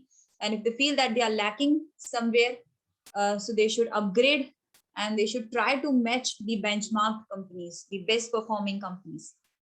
Then the next thing in the financial strategy is the finance decision and capital structure. Now, finance decision is nothing but a decision that decides your capital structure. Now, capital structure is nothing but it decides from where you would obtain capital. Finance decision decides from where you would obtain capital or where you obtain finance. A company can obtain finance from variety of the sources. It can obtain finance from equity, which is considered as owners funds. And that equity, if company issues equity, then company do not have to pay dividend compulsorily, and even the repayment of capital is not compulsory, and repayment is to be made only when the company is wound up. So that is the case with equity. But so far as debt is concerned, that debt, if you borrow from debtors, if you borrow from banks or debenture holders, you have to pay interest on installment on timely basis, no matter whether your company has profits or loss. And that way, debt is sometimes considered as risky, because you have to service debt no matter how bad your financial position is. So, but there are some advantages of issuing debt. You might know that the interest that you pay on debt is tax deductible, so you get tax relief if you pay interest. But that is not same case with payment of dividend. Dividend is not considered as tax deductible expense. It is considered as appropriation of profits, and so you do not get any tax relief on that. So there are few advantages and few disadvantages of each of these instruments, equity and debt. So the company has to decide the optimum capital structure. They have to decide from where they should obtain capital and what should be the appropriate ratio between debt and equity. So that should be decided. And the optimum capital structure is something that minimizes the cost of capital. So you should obtain capital at minimum cost. That is the optimum capital structure. So, and also that capital structure should be something that ensures that the company is not financially distressed. Financial distress is a position where a company could not pay the interest and installment charges on time. So then you enter into financial distress and ultimately into insolvency. That should not be the case. So you should limit your borrowing. You should always have a reserve borrowing capacity. You should not borrow to the maximum limit. So that is what they are saying. And you should check what is the optimum capital structure that is kept by our direct competitors, and then you should compare your structure with them. And if you feel that your structure is not that good as your competitors, you can upgrade. Profitability ratio. So there are a variety of ratios that can help us to check the operating efficiency of firm, whether the firm is performing efficiently or not. And profitability ratios you have already studied somewhere in your +1, +2 syllabus, and even in your CA syllabus. So you know that you can calculate profit ratios by establishing relation between your gross profit or net profit with sales, total assets, net worth, and then you can analyze all these ratios. Company should always set, target profitability ratios, target profitability ratio goals, and then they should see what is the actual level reached. They should then make improvement and take corrective actions if needed to reach at the goal. Growth indices, see, every company actually requires to grow. Every company likes to grow. So company sets a target for sales growth, market share growth. And company should also know that if you set a growth or expansion objective, you require cash. So if you have a high growth objective, you should have enough cash, or you should have the reserve borrowing fund so that you can borrow from outside and then invest in your business. So you should know that growth requires expenses. So you should also look at aggressive asset management to ensure that you are not wasting your resources, and you have sufficient cash to invest in the growth opportunities. And you should always limit your borrowing, because if you borrow excessively, I already told you, you have risk of financial distress and insolvency if you're not able to service debt on time. So you should limit your borrowing, and you should try to manage your resources in such a way so that you can yourself generate, you can yourself have internal surplus cash to invest in those growth opportunities and reach at your target growth levels. So you can also compare your growth objective with the best performing in the industry with your competitors, and upgrade your targets if you feel that you are lagging behind. Risk assessment and management. So we always know that doing business is dealing with uncertainties. Business environment is uncertain. So it is important for any enterprise to identify what kind of risks are there in the environment. They should measure the risk, and they should try to control or limit those risks. They should try to identify the risk in the governance and regulatory compliance, and they should try to limit their risk, because any risk have the economic impact on the working of the environment. So you should try to limit those risks. You should try to frame a plan which can mitigate those risks. You can take insurance policies, you can go for derivatives, and many other tools you can use to limit your risk, and ensure that the company have reduced the uncertainty to an extent to deal with them properly. The company should also when the company is operating in an uncertain environment, or the company wants to enhance its risk culture, risk assessment is important. Tax optimization. So we know that tax is a liability of any business. If you have profits, you have to pay tax, and the organization should always opt for tax planning in order to ensure that we are able to reduce their taxes. So we have various methods in which we can reduce our taxes. We should follow ethical methods to reduce our taxes. And also it is said that whenever the company is opting for any new initiative, it is opting for any new project, or it's opting for acquisition of any other organization, that new project or that new plan should always be judged after looking at the after tax effects. So whenever you're opting for any new project, you should see the after tax profits and not before tax profits, right? When any new plan should be judged on the basis of after tax performance.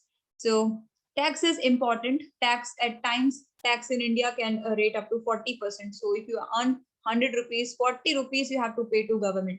So you should always see those methods in which you can reduce your taxes to minimum. You should always decide which project to choose only after looking at the after tax results. So that is what it is said. And if you are a global company and you're operating in multiple countries, you can also plan your business in a way that you can take the advantage of tax differences in different countries. So we have seen many companies establishing their business in Switzerland and other islands you might not have heard names about. So there are many little island countries which offers tax relief, and therein many companies have established their business operations, because if you operate in a tax-free zone, you all 100 rupees that you have earned goes to your pockets. So if you are a global company, you can plan your operations in a way so that you can take maximum advantage of tax relief offered in different countries. Again, they are talking about a tool known as balance scorecard. So balance scorecard is a tool which says that, organization should frame both type of objective. They should frame financial objectives and also non-financial objectives. So according to balance scorecard, both these types of objective are important. So, doing financially well is important, and also doing non-financially. Now, non-financial means, working for the betterment of your employees. This is non-financial. Working for the betterment of society. This is again non-financial. So company should perform well on both the aspects. Company should perform well financially. That means it should have enough profits. It should have surplus cash flows. It should have economic value added. So that is. So balance scorecard talks about we should balance both these objective, financial and non-financial objectives, right? And according to balance scorecard, financial performance is one of the key indicators of success of the firm. So if you are financially well, so it is one of the indicator that the company is performing well, the company is able to achieve its goal in a timely manner. So that is what it is said. And to do that, you should definitely develop a sound financial strategy. Next, we look about the formulation of finance strategy. So finance strategy basically looks at three important decisions which are dealt under strategic financial management. So strategic financial management is a subject wherein we study about how the decisions are taken by the organization when it has multiple alternatives to invest. So the company may have multiple projects to invest, project A, project B, project C, and they have limited financial resources. So how to decide as to where to invest? So SFM helps you to, in SFM, we study various techniques to decide where to invest. And one of those techniques is NPV. So NPV is nothing but net present value. So we'll calculate the NPV of 3 projects and we'll invest in the projects which has maximum NPV. And thereby we will allocate the scarce capital in those in that project which has maximum NPV, and thereby ensuring the maximization of wealth of our shareholders. Now, financial strategy basically deals with 3 important decisions: the investment decisions, the financing decisions, and the dividend decisions. Please remember these 3 things: investment decisions, finance, and dividend decisions. Now, what are investment decisions? Investment decisions talks about where you would invest your limited financial resources. So company have many opportunities to invest, but the funds that they have to invest in these opportunities is limited, and so they have to choose amongst these investments. So so whoever is the finance manager have to judge the profitability of different projects. They'll have to decide how different projects, they will have to evaluate different projects, and then they will decide which project is best, which project will give them high liquidity and more profitability, and thereafter they'll invest in that particular projects. Investment decision also deals with short-term decisions, which is also known as working capital management. So there are two types of investment decision: long-term decisions, which are known as capital budgeting decisions, and short-term decisions, which are known as working capital management. So as I already told you, what is capital budgeting? Capital budgeting is a process of making the investment decisions for long term. So supposingly you are investing in buying a machine which will last for about 20 years. So this is a long-term decision. So it is a capital budgeting decision. If you are planning to purchase land or any other fixed assets, it is also a capital budgeting decision, because usually the investment made in these assets is for more than 1 year. And these decisions, because they are, they involve a lot of cost and there are a lot of risk involved. If the decision is taken wrong, that it can have a negative implications for the organizations, and you expect a huge profitability while making these decisions. These decisions are usually complex. They are risky and complex. And therefore, these decisions should be taken only after proper analysis by using various tools, which we study in SFM, various techniques we have to judge the profitability of alternatives, and then only we can choose a proper projects which has high profitability, low risk, and low cost. And the examples of capital budgeting decisions are, setting up of new units or expansion of your present units, all this. Short-term decisions are your working capital decisions, and it deal with, how much amount you should allocate in your current assets. So how much funds you should have in cash and cash equivalents, how much inventories and receivables you should keep. You should always remember that, larger the amount you keep in your current assets, the less would be your profitability. So if you keep large amount of cash, if lots of your funds are blocked in debtors, so that funds is not invested somewhere else, and therefore you are losing your profits that you could have got by investing those funds instead of blocking those funds in your current assets.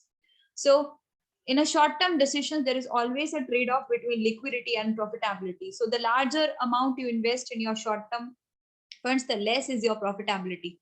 So this trade-off you should understand, and you should decide the optimum amount that should be invested in your short-term or the working capital. So a proper working capital is important. This ensures that the company has good profitability, proper liquidity, and sound financial health. Company should decide appropriate amount to be invested in working capital and capital budgeting decision. Now the next decision is finance decision, which I've already discussed. Finance decision is about determining the sources of finance. We already told that there are two important sources, debt and equity. Company should decide optimum capital structure, which ensures that the company has minimum risk and high profitability. Next decision is investment decision, a dividend decision. Dividend decision is the last decision of finance, and dividend is nothing but a part of the profit which is given to your shareholders who have invested in your company. These shareholders have taken risk by giving the part of their capital to you, and therefore they should be rewarded for their taking this risk. And the reward that we pay to them is nothing but the dividend. Now, dividend decisions, we have to decide, how much part of the profit. So if the company has profit of, supposedly 1 lakh, they have to decide how much should be, kept in reserves for the future investment, and how much should be given as dividend to the shareholder. So this is an important dilemma before the managers, because, shareholders always expect high dividends, but if you pay them high dividends, then you don't have enough funds for future investment purpose. And if that is the case, you will have to borrow funds in future, which will again increase the cost of capital. So this trade-off the managers have to make. They have to decide how much profit should be retained for the future investment and how much should be distributed among the shareholders. So high rate of dividend, if you give high rate of dividend, the shareholders' wealth increases and market price also increases. Your shares become more worthy in the eyes of your shareholders if you pay them regular high dividends. Now, what are influences on the financial strategy? So that is what I already told you. So business are always reluctant to obtain funds from outside, because if you borrow from debentures or from banks, so those are debt funds, and they always have to be serviced even if you don't have enough profits. So there is always a fear that you may not have enough funds, then your company will be there in financial distress, then insolvency, and your business might have to be closed down. And if you raise funds by equity, not by debt, you have a fear that your control over the organization may be lost because of more number of shareholders subscribing to your capital. And or there may be the fear that you may issue equity capital, but there may not be enough shareholders who are willing to buy your shares. So all these are the fears in the minds of the managers, and therefore they usually try to keep more funds in reserve instead of giving funds as dividend. Now we should also understand that these three decisions of finance are interrelated and they are not exclusive. These are interconnected decisions. So the aim of all the three decisions is same. The aim of all three decisions is same, that is profit maximization and maximization of shareholders' wealth. Any of these decision is taken with an intention of reducing cost and maximizing profits and benefits of our shareholders. And how they are connected. See, if we talk about our investment decisions, we cannot make any investment in capital or working capital if we do not have finance. So our finances impact our investment decisions. That way, they are saying they are connected.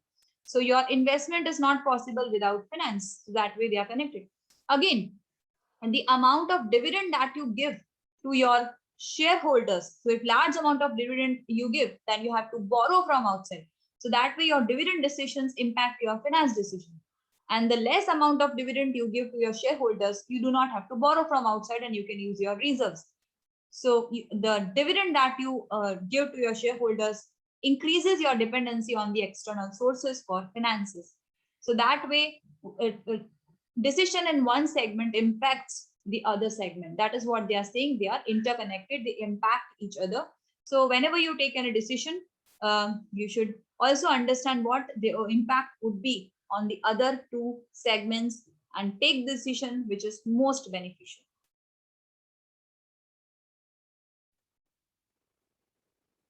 So now we'll quickly look at what is marketing strategy. See, strategic marketing, according to them, is a ability wherein you can differentiate yourself from your competitors by capitalizing your strength and providing consistently better value to your customers than your competitors. So if you market your products strategically, if you market your organization strategically, that means you are trying to create a unique image of your products and your organization in the minds of your customers. And this you can do by analyzing your environment, finding out what are the opportunities present in the environment, capitalizing on your strength, and thereby providing the value added product to your customer, product that are more value to your customer.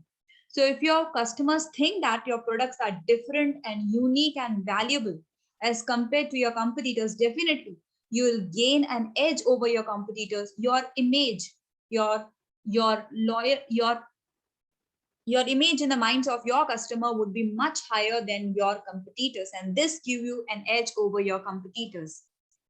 Now, marketing strategy, like any other strategy, is long term. It is prepared for long term, and it is a forward looking. It is prepared for future.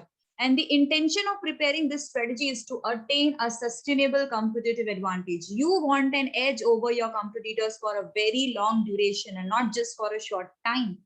And to prepare this kind of strategy, what you should do, like any other strategy, you should analyze your existing environment. You should analyze your internal, external environment, finalize your SWOT. On the basis, you should formulate a strategy. You should then, after implementing, evaluate your strategy. You should decide what market position you want to have, whether you want to be a market leader or a market follower. That kind of market position you should select. And after selecting your strategy and market position that you want to have, you should implement your strategy, and then you should evaluate and find out whether you have reached to that market position, whether your goals and objectives have been achieved or not. So it is same like any other strategy, like analyzing the existing situation, formulate your strategy, select the competitive position that you want to have, implement and evaluate whether the goals and objective decided have been reached or not. Now, different marketing strategy given by different authors, just give it a brief read. According to Philip Kotler and Kevin Keller, marketing strategy is something which lays out the target market, the market in which the company intends to serve. The market in which the company intends to sell its product and services is target market. Companies do not make product for each and every customer or for each and every segment.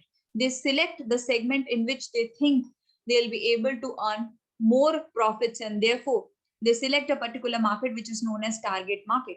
Then they decide value proposition for that market. That is, what kind of value they will deliver to their customer, what kind of product, what kind of services, what quality, what additional benefits, that all they design, which is known as value proposition. They decide the value proposition that would be offered in a market, and all this is decided on the basis of their analysis. They analyze the market, they find out the opportunities, they select the best opportunity, and then they prepare the proposition which they will serve in the market.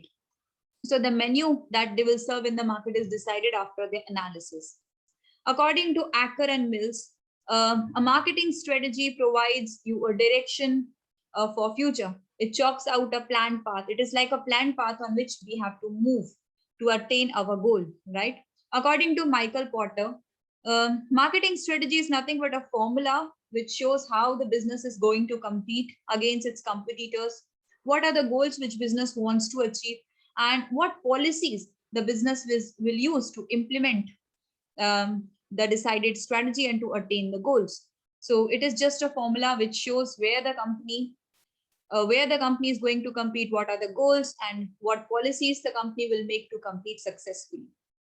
So in short, marketing strategy answers 3 Ws, which is by reading any marketing policy, you can come to know as to what are the markets in which the company is going to compete, on what basis company will compete, like whether company will compete on the basis of its of design of its new product, technology, delivery services. So on what basis company is going to compete, and when will company enter into the market? See, right timing is also important. If you enter into market in wrong time, that can also, lead your strategy to fail. So timing is also important. So in which markets you are going to compete, what are your target market, and on what basis, what you will offer in this target market, on what basis you will make your product or services different than your competitors.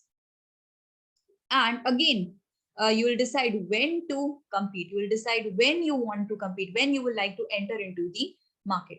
Now, what is a strategic gap? The strategic gap is nothing but a gap between where the company is at present and where the company would like to be in future. So company need to identify the strategic gap, which is a difference between where the company is currently situated and where the company wants to be in long term. And after finding your strategic gap, you can make your strategy. You can make a strategy which will help you to fulfill this gap. It will make a strategy will make you to go from here, your present position, to there. That is the desired position of future. And for that, you have to make market strategy. So marketing strategy is a long-term strategy which is, applicable for 3, 5, or 10 years. And this is made only after having a 360-degree overview of the environment in which the company operates. This overview will help company to find out the opportunities in the market of which company can take advantage. It can also reveal the threats which the company needs to overcome to attain the long-term sustainability. On the basis of this analysis, only company will make a plan that will help it to take maximum advantage of opportunity, which will make it successful, and also, protect it against the threats of the environment. So that is how any strategy is made, and same is the case with marketing strategy. Analyze your environment, find out the SWOT, and make a strategy that fits your SWOT. And now we'll look at different marketing positions and the strategy that you can make according to the market position that you have. So we have 4 different kind of marketing position. We have marketing leaders, we have challengers, we have followers, and we have nichers. So what is market leader? As the name suggests, a leader is one who has the highest market share. So if you are into the industry and you see that 80% of sales is of one company, so that one company that has 80% of market share is nothing but a market leader. So being a market leader, you have a very strong position in the market, your brand is well known, and you have an image, and you have a very good image in the eyes of the customers, which itself act as barriers for your competitive brands. Your competitive brands find it very difficult to breach or to take away your position, because your position is prominent in the marketplace. Customer are loyal to your brands, and that's why you have such a huge market share. Now, market leader, use very unconventional method and unexpected approaches. They use very innovative techniques to attract their customers and make them retain with the company's product. They try to grow by tactically response. They give tactical response to the customer's needs. So whenever they find that customer has a new need, they take it as an opportunity and come up with an innovative product to capture this opportunity. So they are very active in the sense they constantly analyze their environment, and they offer variety of the product to the customer. They are into diversified business. They have multiple brands, and they erect barriers to entry. That means they will always take patents and copyrights of their products, so that the new entrants could not copy their product, and that way they create a barrier to entry. They opt for horizontal and vertical integration to ensure complete control over the market. I already told you what is horizontal and vertical integration. Vertical integration means you would make your inputs. If you make your own inputs, that means you're not purchasing your raw materials from outside, but you are making your raw materials yourself. That means you are going for backward vertical integration. And if you are selling your raw material yourself to your customer instead of, indulging the services of retailers or distributors, then this means forward integration. So vertical integration is of two types, backward and forward. If you go into the business of your suppliers, that is backward integration. If you go into the business of your distributors, that is forward integration. And horizontal integration is nothing but, taking or capturing the business of your competitors. There are many other ways of horizontal integration, but I told you the most common way. So if we find that Flipkart is taking over the business of Myntra, or Walmart is taking the business of Flipkart, that is acquisition. And because this is at the same level, the horizontal line is there, right? So if the two businesses are at the same level, Flipkart and Myntra are at the same level, they are into same business, and one acquires the business of the another and expands its business, that is horizontal integration. All this is done to have a greater control over the market, and leader is able to do so because of the huge market shares, because of huge sales and profits. So that is a leader. Leader acquires various entities. Market challenger is someone who has the next highest share in the industry. So he is second number in the industry, and he is also regarded as a dominant player. He is also regarded as a dominant player in the market. And market challenger, as the name suggests, challenges the position of the leader. He also uses that kind of tactics by which he can grab the market share of the leader. He try to innovate his product. He tried to come up with the new offerings and try to snatch away the customers of leader. He tries to give neck to neck competition to the leader. He has offensive strategy. He comes up with the offensive strategy. And that means he is very aggressive in his approach. He tries to copy every move of the leader and tries to beat him in every move. So the overall strategy of the challenger is to gain market share. The challengers are someone who always want to gain larger market share by capturing or by snatching away the customers of leader. And this they do so by developing new product, by developing innovative packaging, by giving a variety of services and approaching new markets which leader haven't touched yet. Followers, as the name suggests, take a back seat and they follow the policy of wait and watch. That means they do not take any initiative. They do not invest in research and development because they find research and development as a risky task wherein you have to invest huge amount of money and the results are not guaranteed. And therefore, they do not like to take so much of risk. They just sit and relax. They see as to what leaders are doing, what challenges are doing. And if they see that, leaders have come out with a very novel and innovative product and that product has been successful, then they'll copy that product. They'll simply copy that product. That is, they follow me to approach. They follow me to approach. Their strategy is only to retain their existing customer base. They have no greed for increasing the market share or snatching away customer of any other entity. They only want to, so they are only satisfied with their existing market share. They want to preserve that share, and so they do it by maintaining steady profits. They want steady profit. They do not like fluctuations in profit. They try to control cost as much as possible in order to ensure that profit do not slip down. Then we have market nicher. So nicher is nothing but a type of a focus. You can call it as a focus strategy. A nicher follows a focus strategy wherein the nicher is someone who avoids giving any neck-to-neck competition to any of the player in the market. Their only aim is to build the product which satisfies the need of a small group of customers. They develop a highly customized product for a small group of customers who have a unique needs which is not satisfied by any other market player. So they'll try to build a very unique product to satisfy the need of the small group of customer. As I told you, Sensodyne. So Sensodyne is a unique product that satisfies the need of those customers who are having sensitivity problem. They'll try to provide a very good product. They'll try to improve the product and services for this small group of customers. They'll try to cross-sell their product.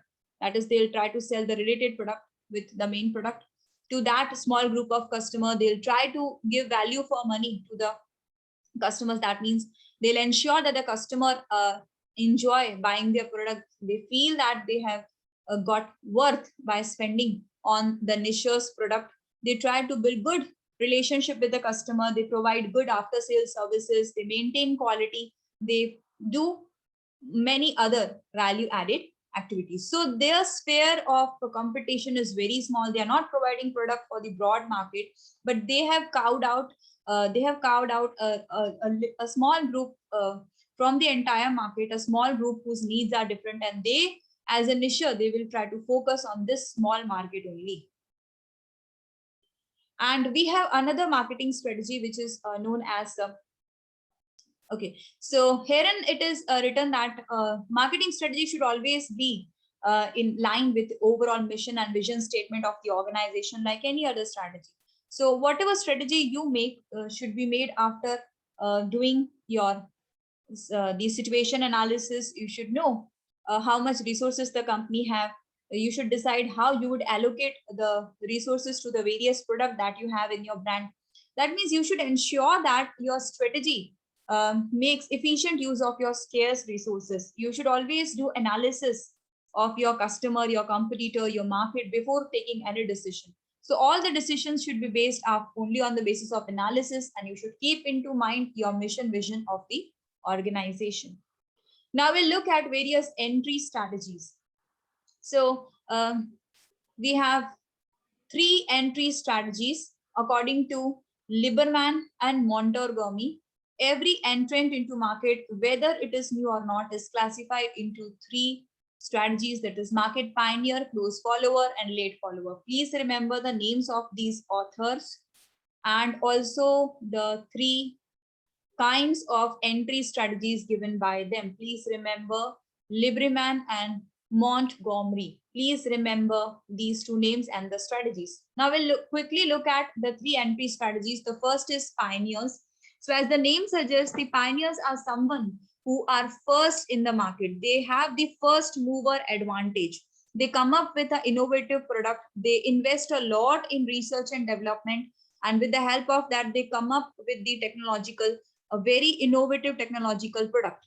And then they'll try to, take the patents and copyright of that product in order to ensure that nobody else copies their research.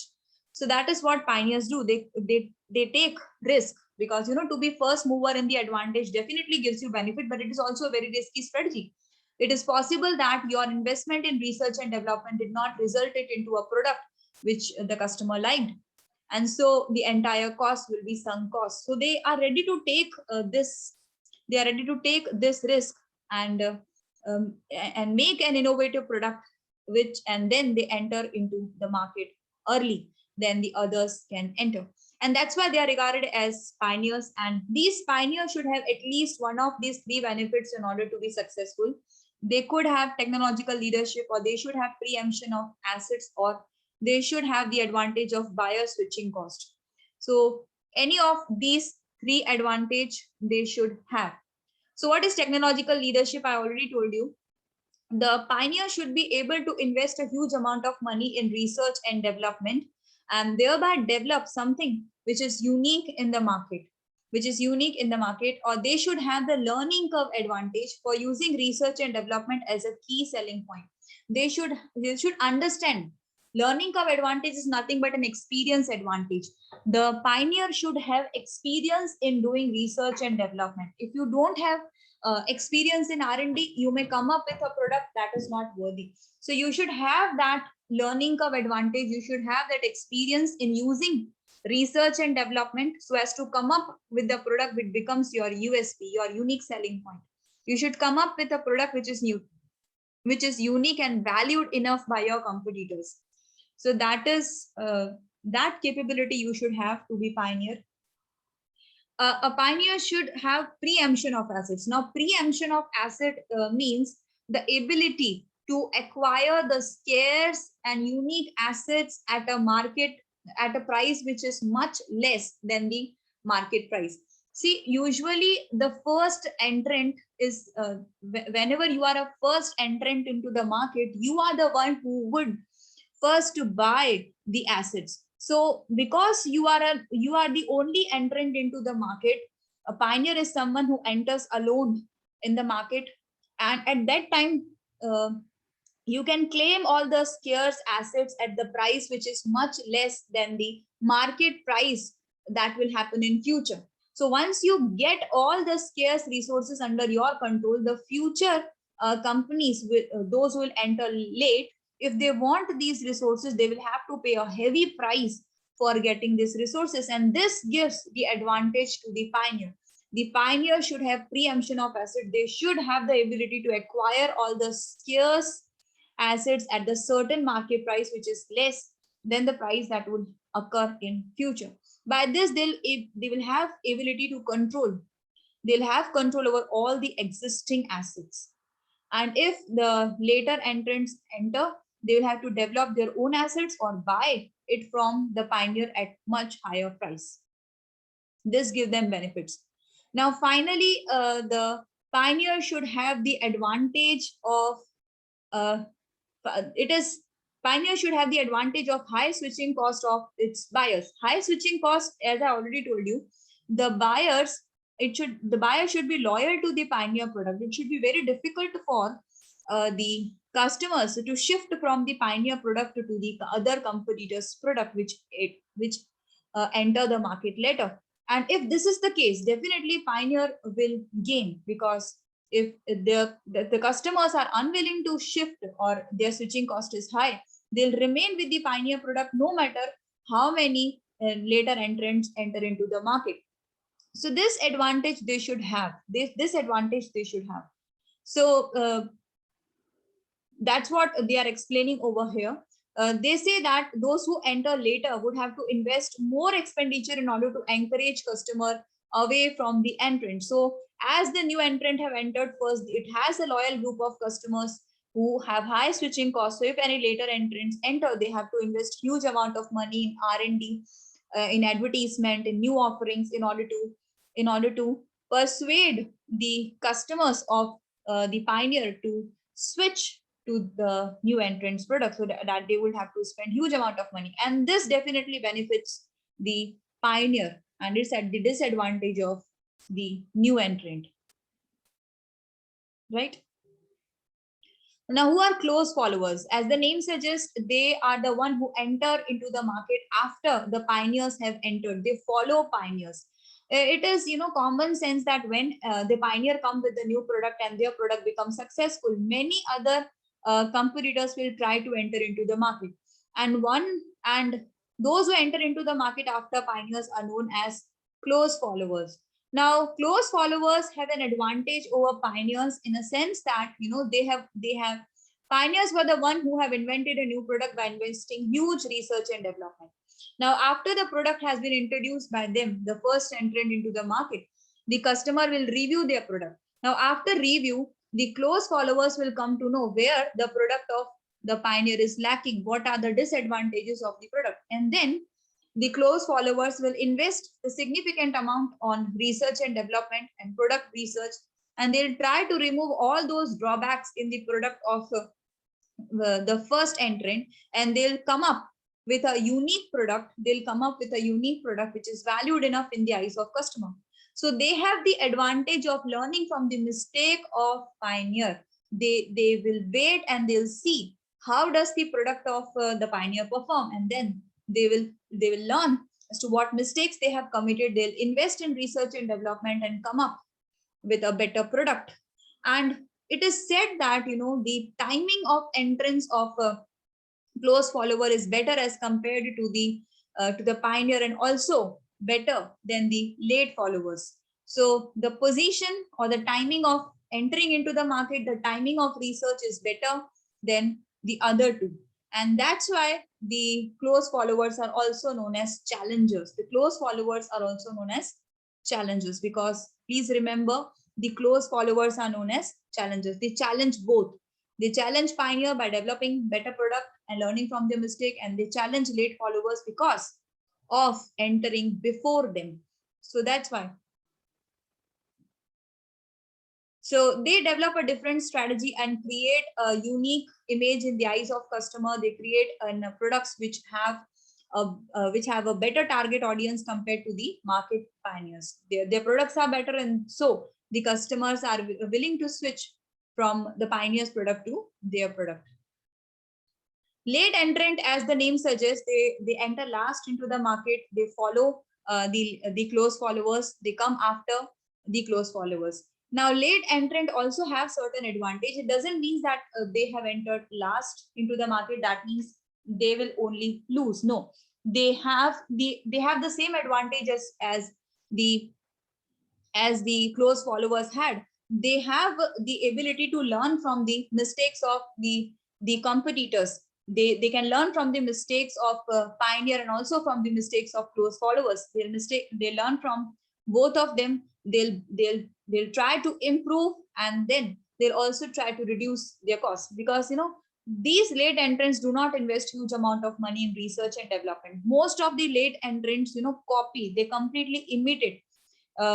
Most of the late entrant generally only copy, they imitate the product of close followers and pioneers. And that's why, because of less investment in research and development and others cost, their costs are less. They have this cost advantage, and because of this cost advantage, they can attract a specific group of buyers who are very price sensitive, and thereby they can have a very good market position. So they should develop their market mix in a way which attract price sensitive buyers, because they are not investing huge amount in research and development. They only have to invest the amount in production, because in order to reduce the cost, they will have to produce in bulk, and that way they can reduce their cost and attract price sensitive buyer. They can easily gain market share by attracting those customers who want improved product and less cost. So they'll attract those buyers who want improved product at less cost. Their product will definitely be improved, because they won't commit the same mistake have been committed by the earlier competitors. So they'll learn from their mistake, and also they'll produce at least cost. Now we have one more strategy over here, that is specific marketing strategy. Specific marketing is a strategy wherein the company makes the product customized for the individual product. So it is said that the demands of individual customers in the markets are unique. There are no two customers whose demands are exactly same. So if the company tries to provide or try to design the product or the marketing mix which is suitable to single customer, so that kind of strategy is known as specific marketing strategy. Now this strategy can only be successful when there are few buyers in the market and they buy huge amount, they buy in bulk. Then and then only this strategy can be successful. So that's what they are saying. If the needs of the customer are unique, and if the customer purchases in a huge quantity, then you can make a customized product for each and every customer. You can have a separate marketing mix for each of your customer. Now marketing mix is nothing but 4 P's. Whenever you see marketing mix, it consists of 4 P's. One is product, second is price, third is place, and the fourth is promotion. So product means the basic product that you are intending to sell into the market. Price is the selling price at which you will sell. Place is the distribution, how you will distribute your product to your customer through retailers, wholesalers, or online. Promotion is your advertisement and other selling promotion tactics. So for each customer, you can have separate products, separate price, separate way of distributing, and separate promotion if you want to go for specific marketing strategy. So this was all about your marketing strategy. I hope you understood. And if not, you can ask me. Yes.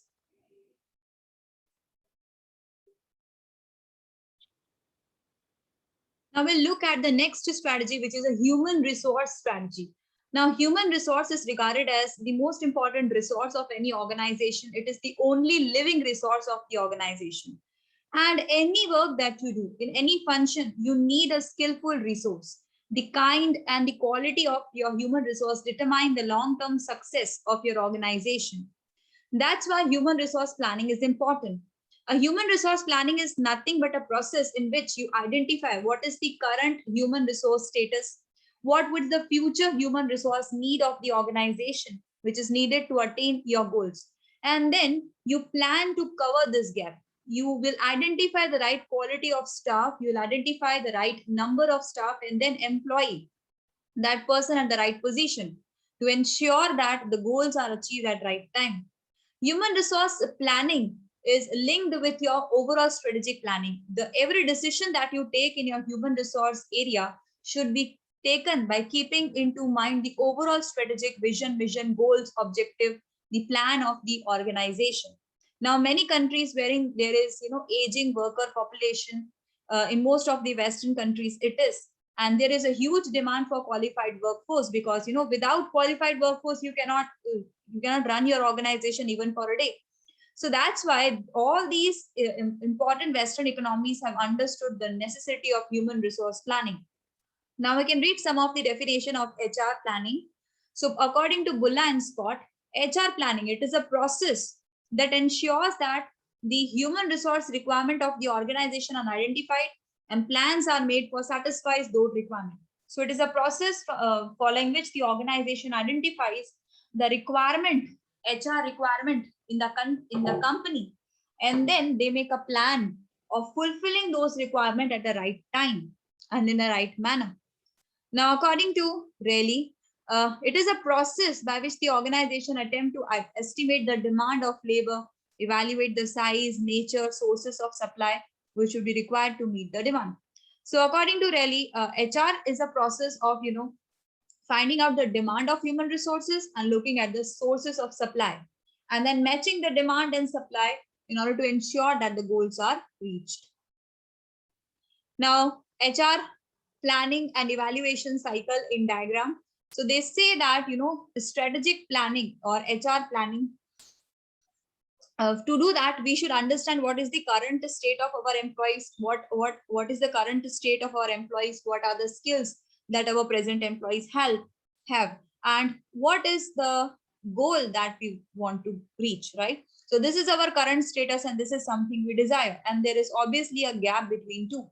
So in order to fulfill this gap, we'll make some HR strategies in order to fulfill the gap between the skills needed. We'll make HR strategies, we'll recruit new employees, we'll ensure that they are performing well, we'll give them training and development, we'll give them proper rewards and recognition. So that is what the HR strategic planning means, right? Identifying the gap between the current requirement and the desired situation, and then fulfilling that gap by making sound strategies. Now, implementing HR strategy. So while implementing HR strategy, there are few steps that you should follow.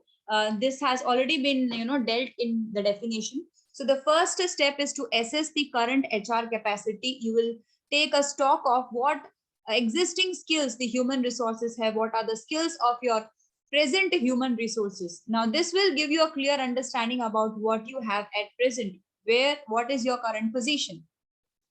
Second step, you will forecast the future HR requirements. If you have, organizations have plans for expansion, they have certain projects that they want to pursue in future. And for fulfilling those projects, definitely a new set of skills may be required.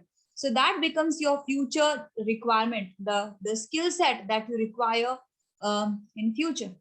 So to identify this, you have to ask a few questions. So you should ask as to what are the positions that have to be fulfilled in future, what positions would be vacant in future, what new positions would be created in future. Now, what is the number of staff that would be needed to fulfill all those positions? That will give you the idea about the quantity of the workers that you need to employ. And what are the external challenges that you may face in recruiting the future human resource? So that is all about the second step. Talks about futuristic, right? What future skills do you require to complete the desired projects? What positions are required to be fulfilled? How many staff would be required, and what external challenges you may face? Now, after this, you can have a gap analysis. So you have, in the first step, you came to know about the current situation, and second step, you came to know about the desired position. You can find out a gap between two, and then you can make some HR strategies in order to fulfill those gaps. You can also review your existing strategies and make amendments if required. Now, what are the types of HR strategies that we can make? So there are different HR strategies that we can make. First HR strategy is restructuring strategy. Now, please try to understand these points very clearly. This may definitely come in your multiple choice question. Restructuring itself means you are structuring something that is existing. So you are trying to change the existing pattern, the existing situation.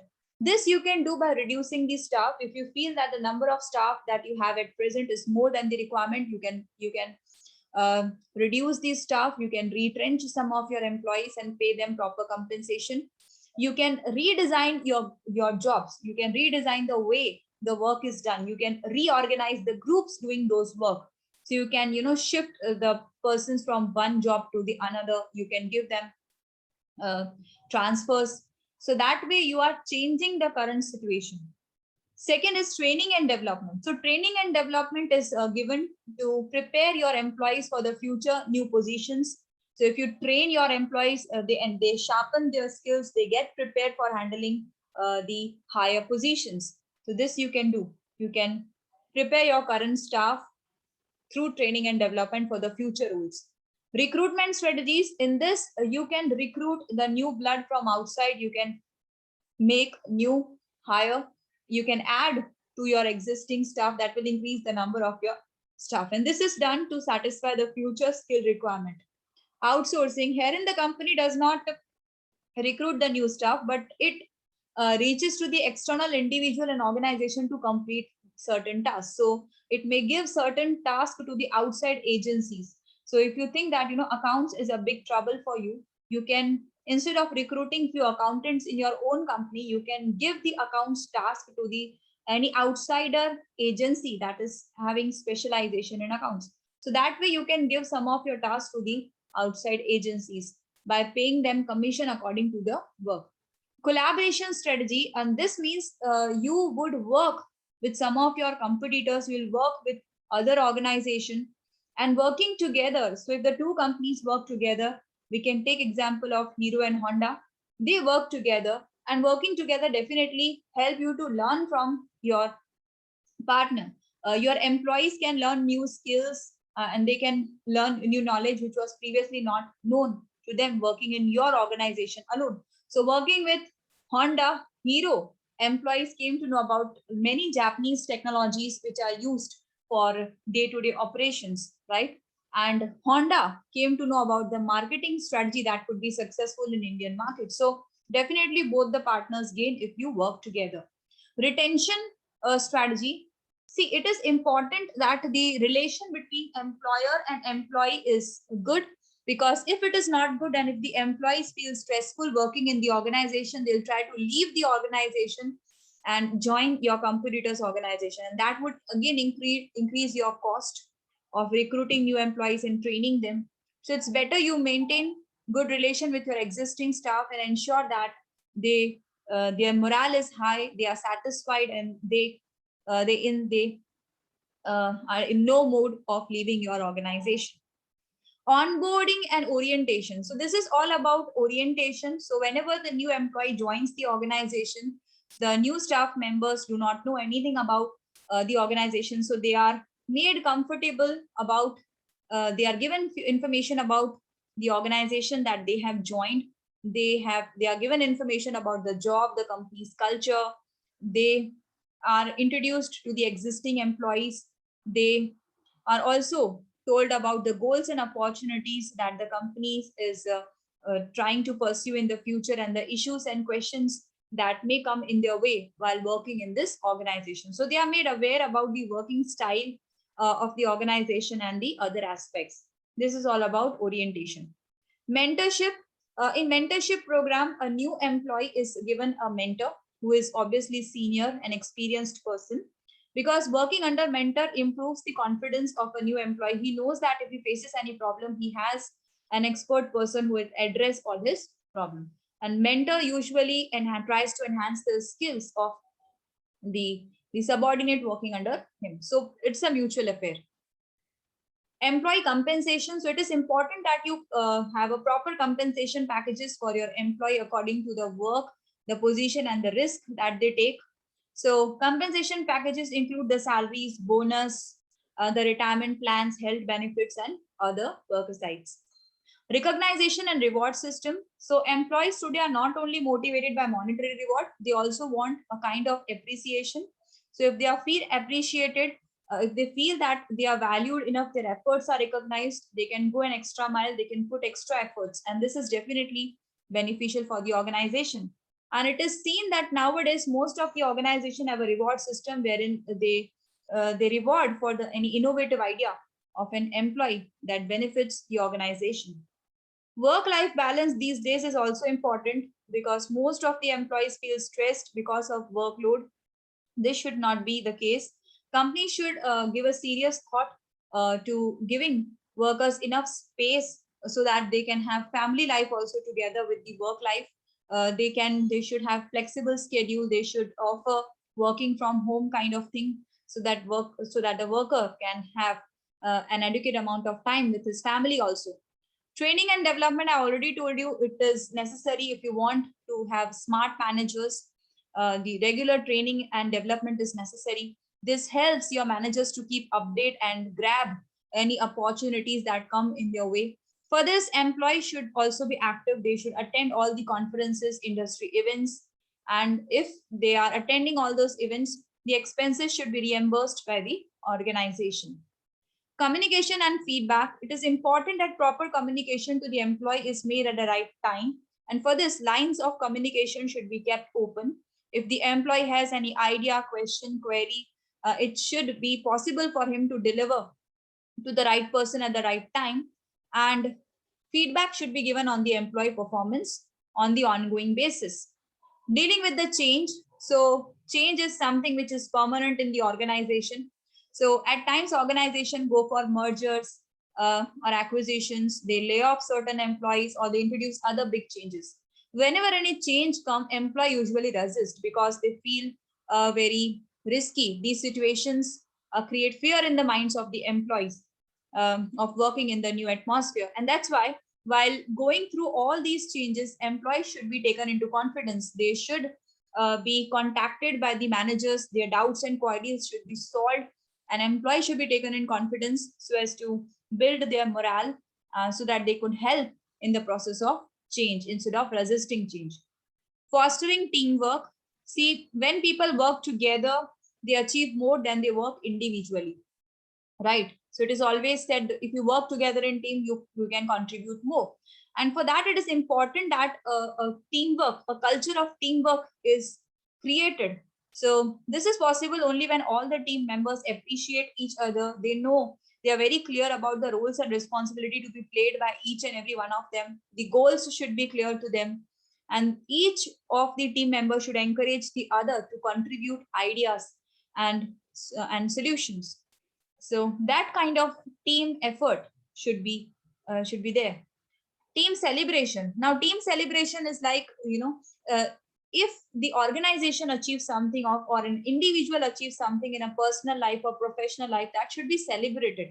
The company should leave no chance to celebrate together. So it could be anything, as I told you, any professional achievement or the personal achievement. So if the company has achieved a quarterly target or they have completed a huge project, of the or if a particular employee have bought home or welcomes a new baby, in all these situations there should be a celebration, there should be a shared meal or a group excursion. All this creates a feeling of oneness, loyalty and attachment to each other, which is going to help the organization further.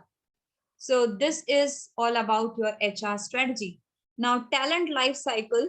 So we'll just uh, read the points of talent life cycle. So first of all, the company should plan the talent requirement, what kind of skills are needed in the organization. Then they should acquire the right person who has the right skills which are needed. Then the company should engage that worker who have came into the organization by giving them orientation. And then the company should try to train and develop them and enhancing their skill. They should develop, the company should deploy the person at the right position. The company should give a mentor to that new person who can lead the employee in the right direction. The company should have programs which ensure that the worker remain in the organization for the long time, and they should also evaluate the performance of the employee from time to time, and on the basis of the performance the employee should be rewarded or punished. So these are a few actions which are done in the life of an employee. The company plans the requirement, company acquire the right employee, company engage the employee by giving them proper orientation. They train and develop employee, they place them into the right position. uh, they give them a mentor who leads him in the right position. They try to retain in order to reduce the turnover and evaluate the performance. Now this is an HR case study of Adidas which you can read on your own. Okay, so HR strategy comprises of 4 steps. So first is an inception stage, the second is development stage, the third is motivation stage, and the fourth is maintenance stage. Just remember the 4 stages. So in inception stage, the company make an HR strategy, the company goes for recruitment and selection, and then the employee is comes into the organization after selection, and the employee is presented with the orientation, right? So this is the inception where the planning is made, and the employee is recruited according to the plan, and the employee is welcome in the organization. In the second stage, the employee is given training and development. The employee is given operation development. He is given development according to the operations that he is handling. The employee is offered career guidance. Motivation is also important because employees are human beings and at times they may feel low, and so it is important that you motivate them by giving them proper rewards, by giving them compensation, and by ensuring that they remain in discipline, and if not, they should be counseled. Their performance should be evaluated from time to time. Techniques such as TQM, which is total quality management should be used. This we'll study later. So just remember, motivation stage is the third stage. And finally, the maintenance stage. So it is important that worker being in the company should feel home-like. They should be given certain benefits will ensure that they remain in the organization for the long time. Their health and safety should be maintained. Proper communication program should be there so that workers feel that he's part of group and he's not left out. Every important detail should be disclosed to each and every employee. So these are the 4 stages of the employee or the HR strategy: inception stage, development stage, motivation, and maintenance stage.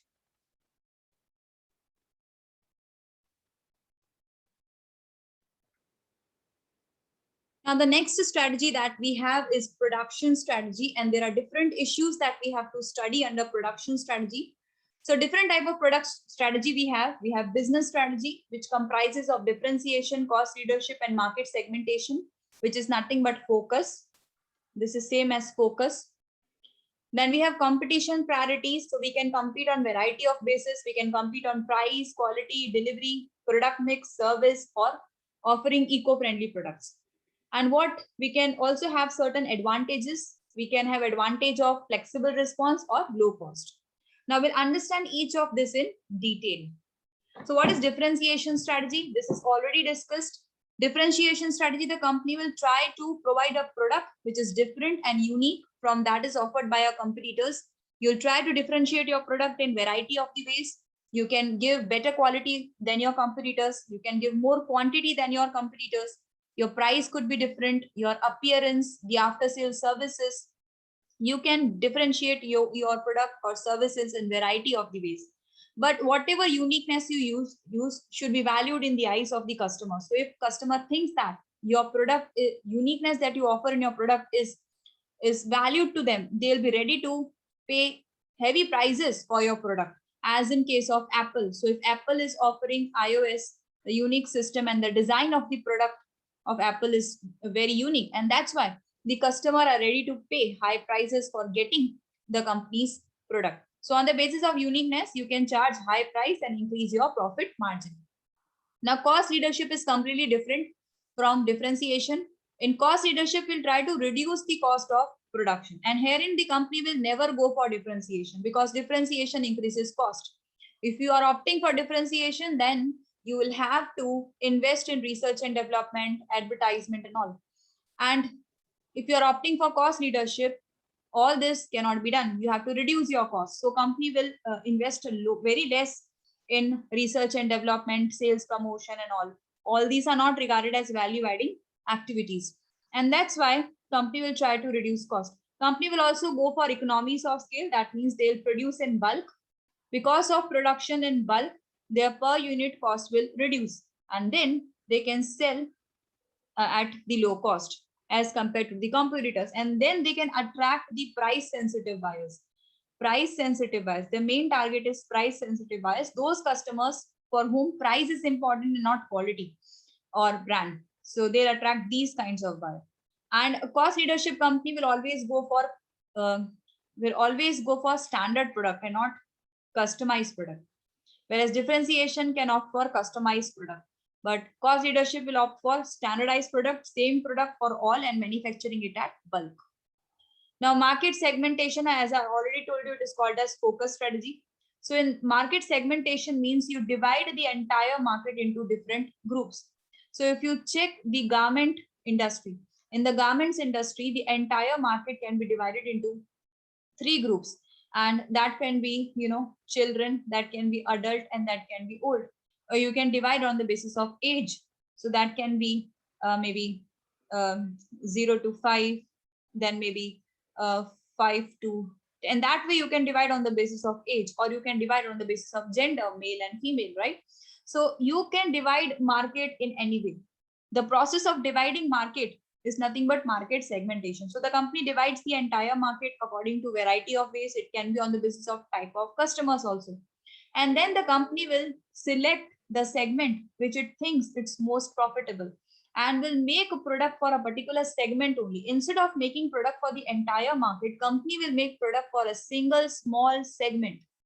And that's why it is said that it is focus strategy, because company is focusing entire energy only on a single small segment.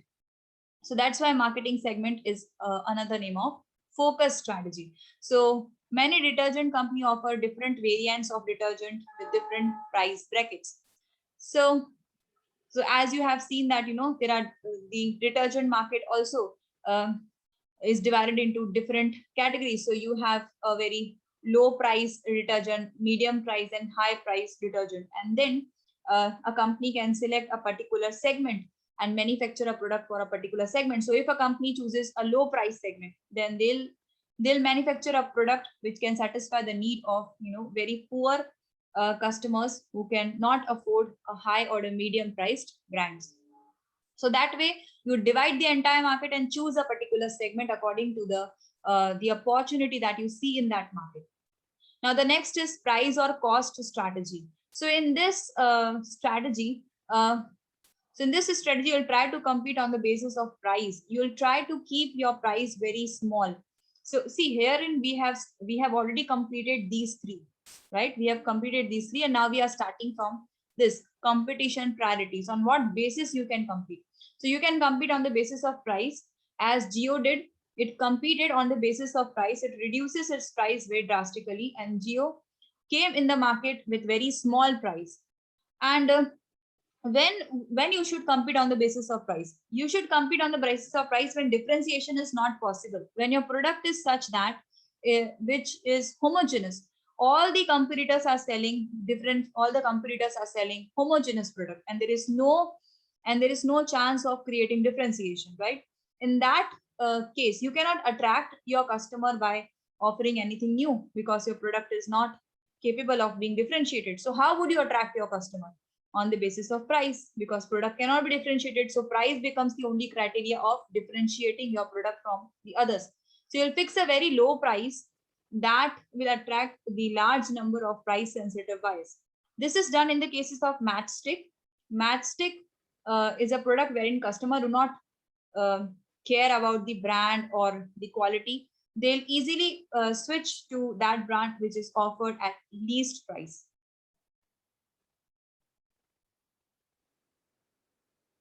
Now the 5th way of competing is now the second way. Actually, this is the second way of competing. You can compete on the basis of quality. So that means the company will focus on providing very good quality of product, and then they'll charge a heavy prices. They'll charge premium prices for selling that much quality of product.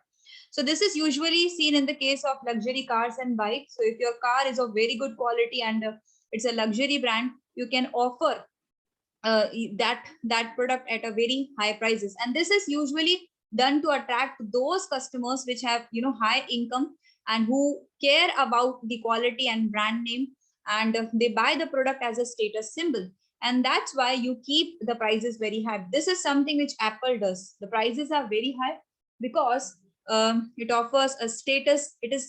Apple product are regarded as a status symbol in the market, and that's why. So the company must smartly invest in quality and innovative product that are free from defect. So if the customer are paying you heavy prices, they'll definitely require good quality in return and less defects, right? So that way you can differentiate, that way you can compete by offering something unique and qualitative which is not offered by your competitors.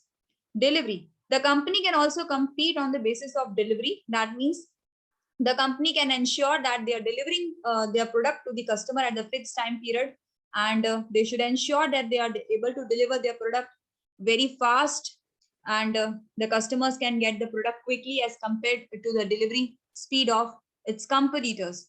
And if the company is able to do that, it can remove the problem of scarcity from the market. Whenever the demand increases, the company can, if its delivery network is strong, it can easily supply the product in the market very quickly and thereby avoid any delays in the market. And in the today's market, delivery strategies should be good enough because there is cutthroat competition in the market. Amazon Prime is competing on the basis of delivery, promising its Prime customer delivery within few hours or 2 days maximum. That's what is delivery. Same goes with Domino's. It is competing on the basis of providing 30 minutes delivery. Then product mix on flexibility. You can compete on the basis of providing variety of the product. So if a company does not depends upon a single product in the market, but the company offers variety of the product in the market, as is done by Hindustan Lever. So HUL offers variety of the product. It is into multiple FMCG product. And that's why what you are doing is you are providing a buffet of the products from which the customer can choose from. Only a huge company with a large production capacity and huge financial resources can opt for this. Patanjali has also opted for the same strategy, and same with the other companies such as Godrej, right? Service strategy. So service strategy is, as the name suggests, you will try to offer the 24 hours good service to your customers, and that way you will try to attract your customer. So by providing quick and better after sales services, round the clock 24-hour services, company can attract customers, because customers after buying product should not be left. If they face queries and problems handling the product, and if the company is making efforts to resolve those queries and problems very quickly, then definitely customer would be impressed and be loyal to the brand that provides that much good services. And to do that, company should have a good network of call centers and repair centers. And services is you needed for all kinds of product, whether it be consumer product or industrial product. All kinds of product require services.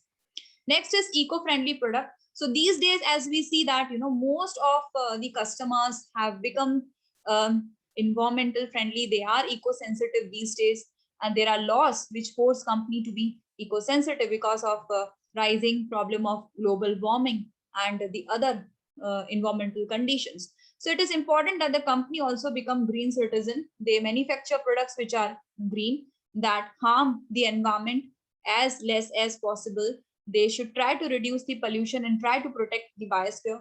They should use only recycled materials, like they should use plastic which is recyclable, papers and metals which are recyclable. They should recycle the used product and try to make or convert them into new product by changing their packaging. Biodegradable packaging should be used, because customer usually use product and throw away the packaging, and if it is not degradable, then it will create unnecessary land pollution. So the product should be biodegradable so that the waste problem is reduced, and that way the company should also try to minimize the use of natural resources. An optimum use of natural resources should be made, and it should not be wasted. Environment should not be exploited, and the company should inform public about its environmental friendly efforts through their advertisement. That way, customers can be attracted. So these days we can see that company have came up with lead free petrol that reduces the air pollution, and mercury free television panels. So these are few steps which are taken by some of the companies to preserve the environment, and thereby they compete on providing eco-friendly product and creating this kind of image. Now, flexible response strategy. Now, this is strategy. This strategy means that company is able to make changes in its production, its product, as and when there is change in the demand of the customer. So, as we know that the needs and demand of the customer do not remain same throughout, their tastes and preference changes. And if the company is flexible enough to adapt to these changes and provide the customer with the product at the very speedily and with reliability, definitely the company will be valued by the customer. So the company must be able to make the changes as per the change in market demand. They should also ensure that their products are regularly supplied in the market to avoid any shortage of products. Low cost strategy, it is same, we have already said. Herein the company will sell its product at a very low prices. They should also try to maintain the quality at the same time, which is a difficult task. So if you are providing at the low cost, plus you are maintaining the quality, definitely you will have an edge over your competitors. And to reduce your cost, company should reduce the cost of production and distribution. Company should try to save in every activity. And company should try to produce in bulk. They should take the advantage of economies of scale too, to reduce their per unit cost. So this was all about your production strategy, a very simple strategy. You can give a brief read to it and it would be done. And the last strategy for this chapter is your logistics strategy. Now, logistics is somewhat which is regarded to production, which is regarded to transportation and warehousing, but it is not just confined to transportation and warehousing. See, first of all, let us try to understand the meaning of supply chain, because this word is appearing number of times in this answer. Now, supply chain is nothing but a chain of entities from the point of origin of your product to the point of consumption, Now, from the point of origin, so if we talk about any product today, it is not manufactured by a single company in a specified place. If you talk about a Samsung phone, do you know the each and every part of the Samsung phone is manufactured in different parts of the world. Maybe the body is made at maybe Singapore, the glass is made at the South Korea, the assembly is done in China. So number of the partners which are involved in making a product are spread across borders. So from the point of raw material, point of origin is nothing but the initiation of raw materials. Then we have to convert those raw material into finished goods. So we have to do various operations, and then we have the distributors such as wholesalers and retailers will distribute the product, and finally we have point of consumption, that is our consumers will buy the product and consume that. And in this entire chain there are number of entities working together. The number of entities, not just a single entity, there are number of entities who are working together to bring the product into existence. And if all these entities in this chain from point of origin to the point of consumption is nothing but your supply chain. This is your supply chain. Because why it is supply chain? Because the ultimate intention of this chain is to supply the product at the right time, in the right quantity, at the right quality to the right person. So the aim of this chain is to supply the right product to the right person at the right quality, and the right cost.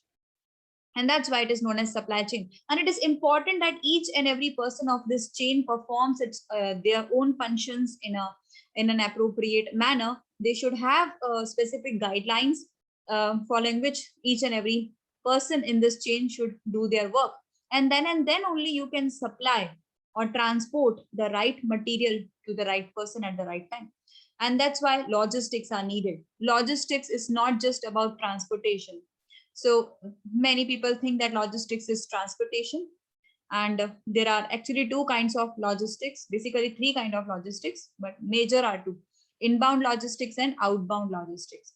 So inbound logistics is nothing but, transporting or carrying the material from your suppliers to within the boundary of your organization. So inbound is nothing but in the boundary of organization. So when you transport the material from your suppliers and bring it within the boundary of your organization, it is inbound logistics.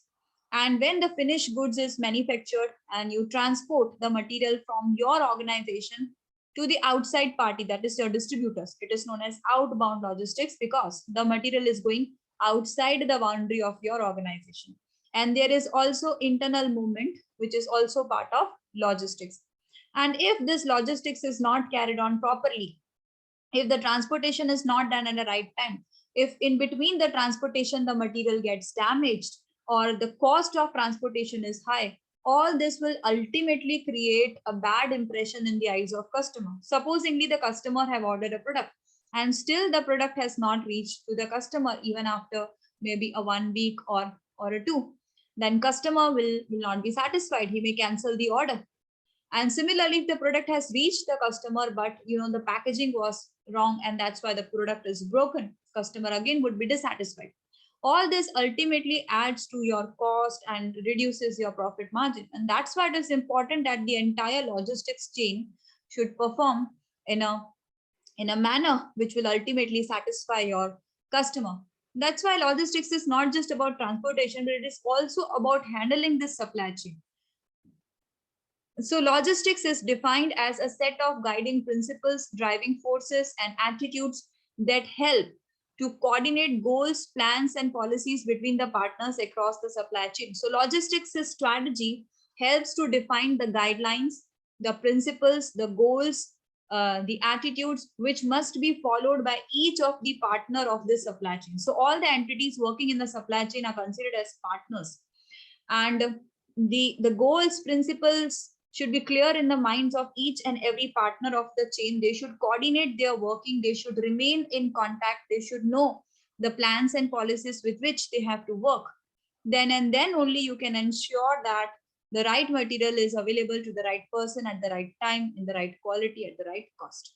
So that's why logistics is not just about transportation and warehousing. It is much more.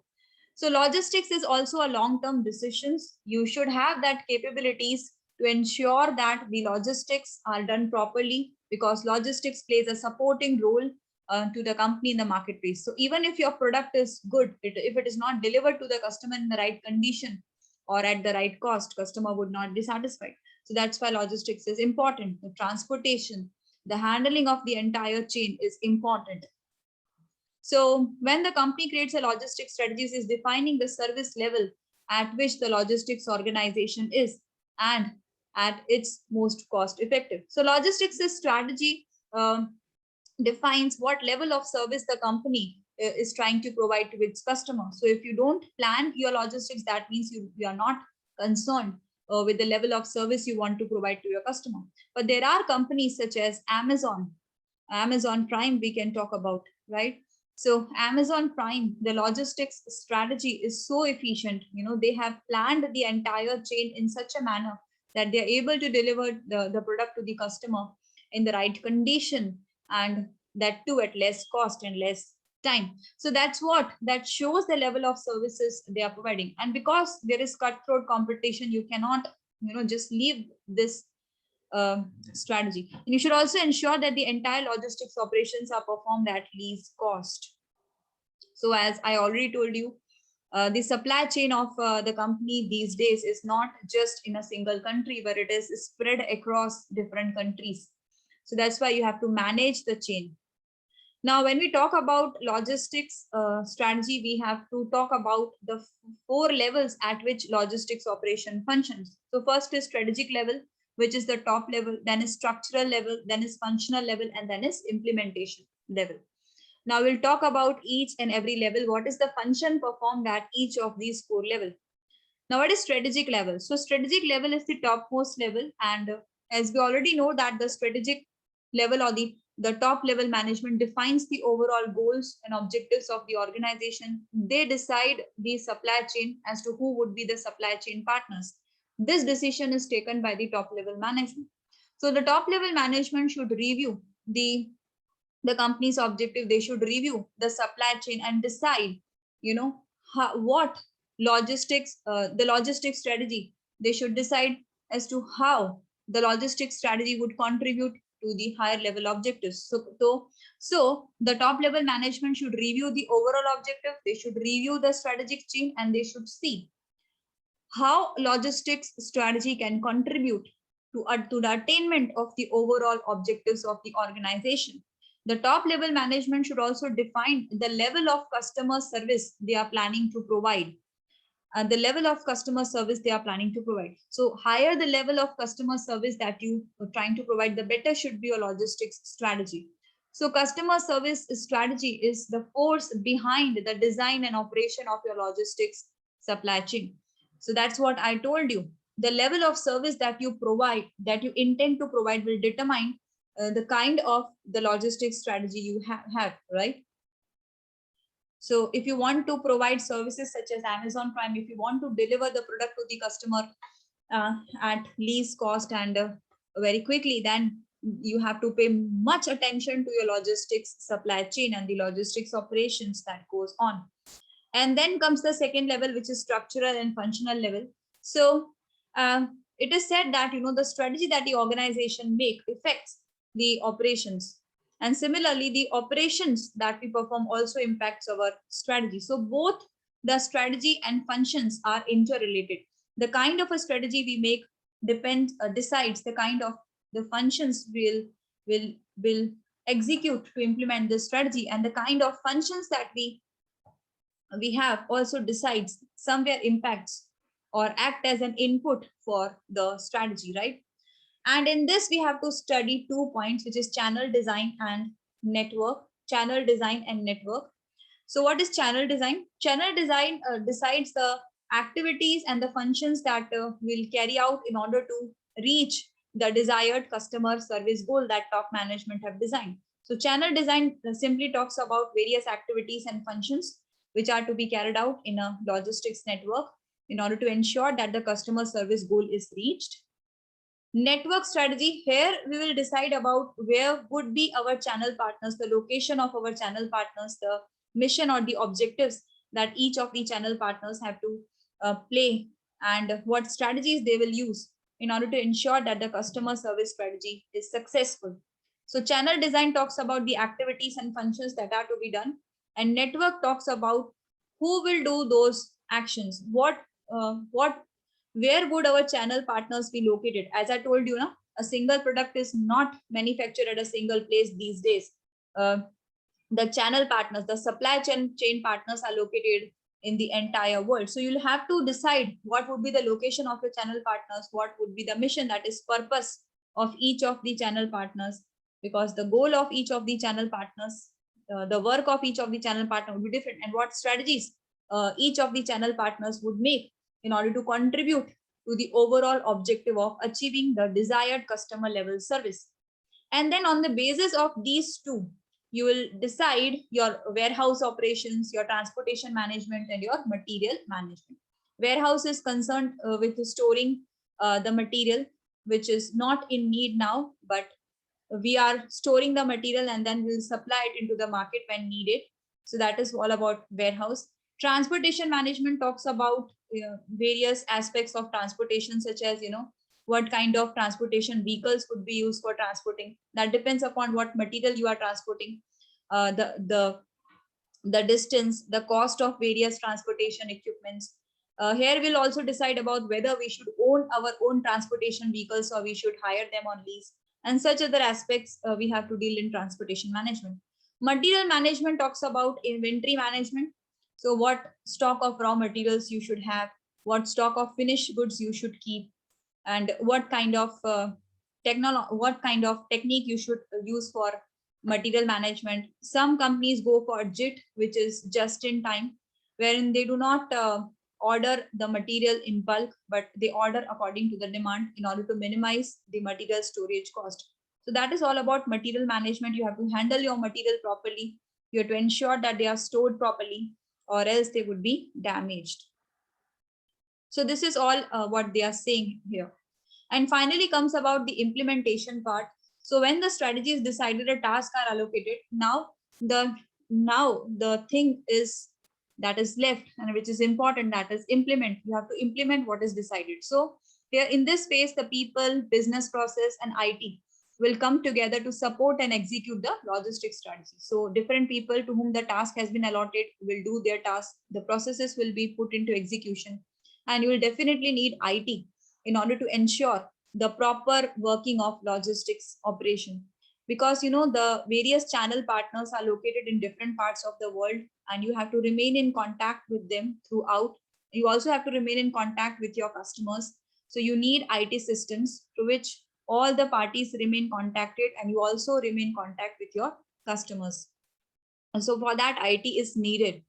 So implementation is, we all know, it's the most important step, and it is the most challenging step, because this is actual testing step. You have planned everything, and now the real test comes whether it can be implemented successfully.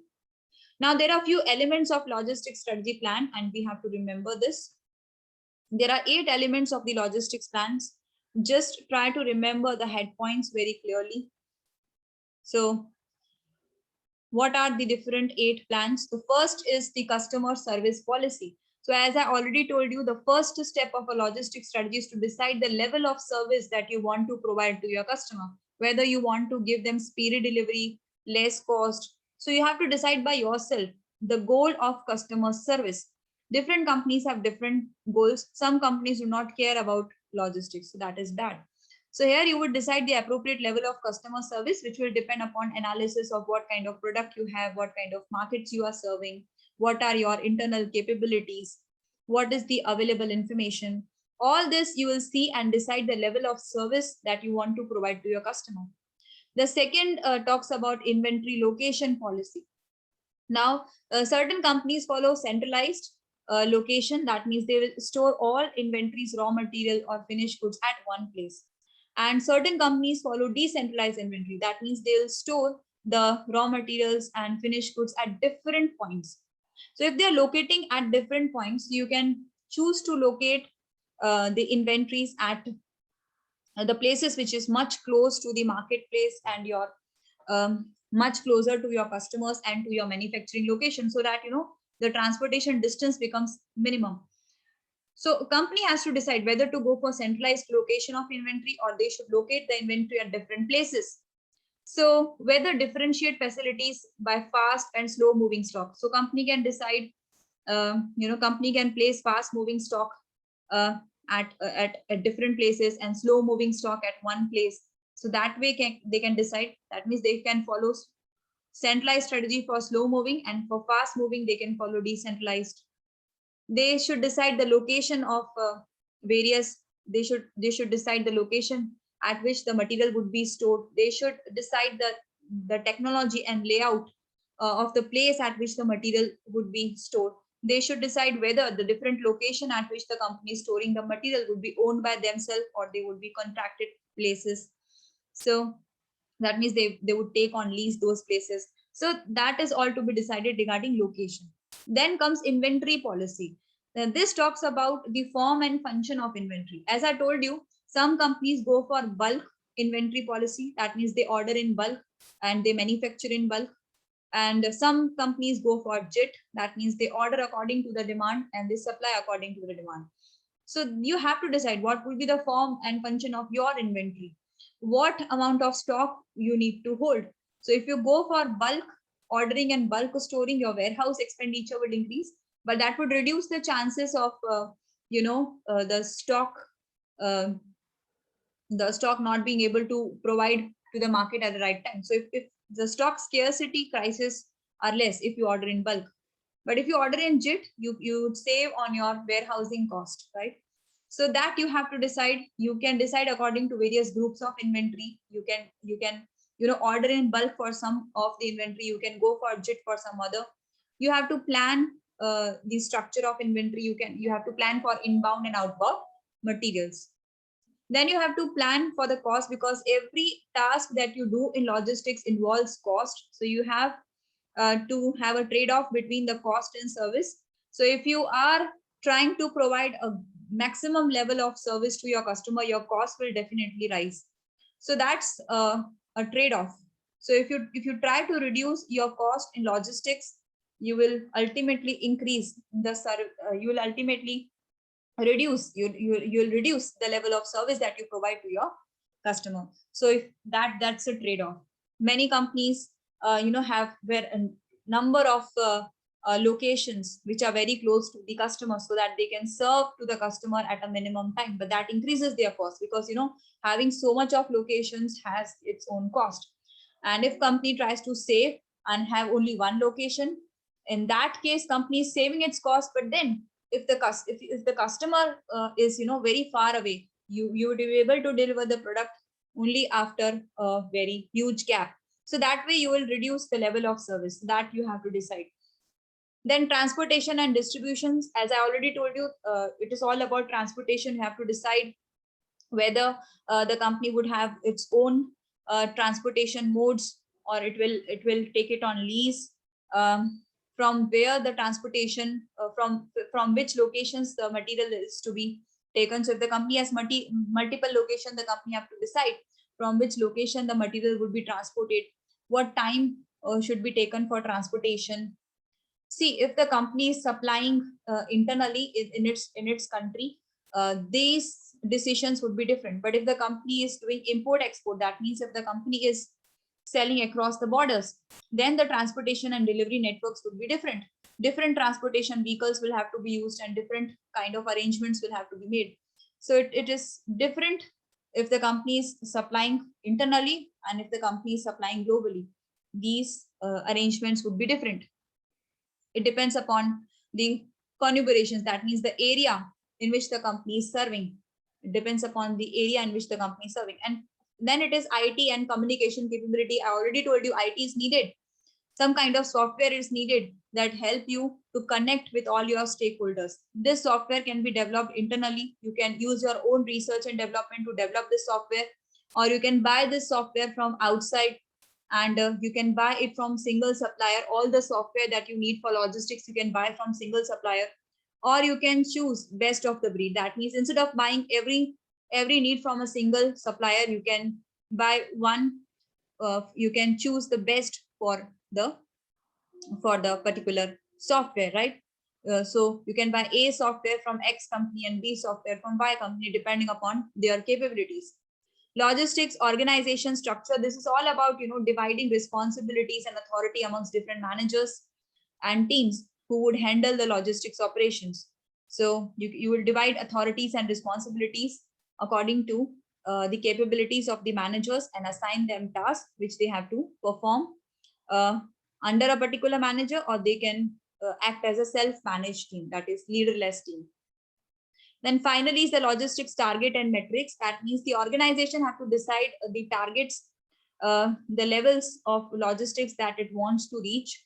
These targets will help to measure the performance. They can check whether they have reached their performance or not after implementing the logistics strategy. And if they feel that there is scope for improvement, they can improve the process of logistics. They can change some of their channel partners. They can change certain other activities in order to enhance the level of performance. So targets are set, they are implemented and analyzed. So this was all about logistics strategy. And here we also complete our chapter. I'll just quickly once again just brief you these points. So first point was customer service policy, which is decided by top level management. They decide the level of service they want to provide to their customer, and this is decided on the basis of the analysis. Then you have to decide whether to locate your inventory, the finished and the raw material at a single place or at a multiple location. And this you can decide according to several considerations. Inventory policy, that means how much amount of stock you want to hold, whether you want to go for bulk storage or whether you want to use JIT technology. You have to decide whether you want to save on cost. So there is a trade-off between cost and service level. The higher the cost, the higher the service. The less the cost you spend, that means if you want to save your cost, then you will also have to reduce. Then you also reduce the level of service that you provide to your customers. Transportation and distribution, this depends upon where you are transporting and distributing. So your transportation and distribution arrangement would be different depending upon the area you serve. So if you serve in domestic area or you serve globally, these arrangement would be different. IT and communication softwares are needed to carry out the logistics operations smoothly. And this software can be developed internally or it can be bought from outside. Then you have to divide the authorities and responsibilities among the different managers and employees. That is logistic structure. And then you have to set the targets for the performance. You have to implement the strategy and you have to check whether you have reached your targets or not. And if not, you can make certain process improvements, right?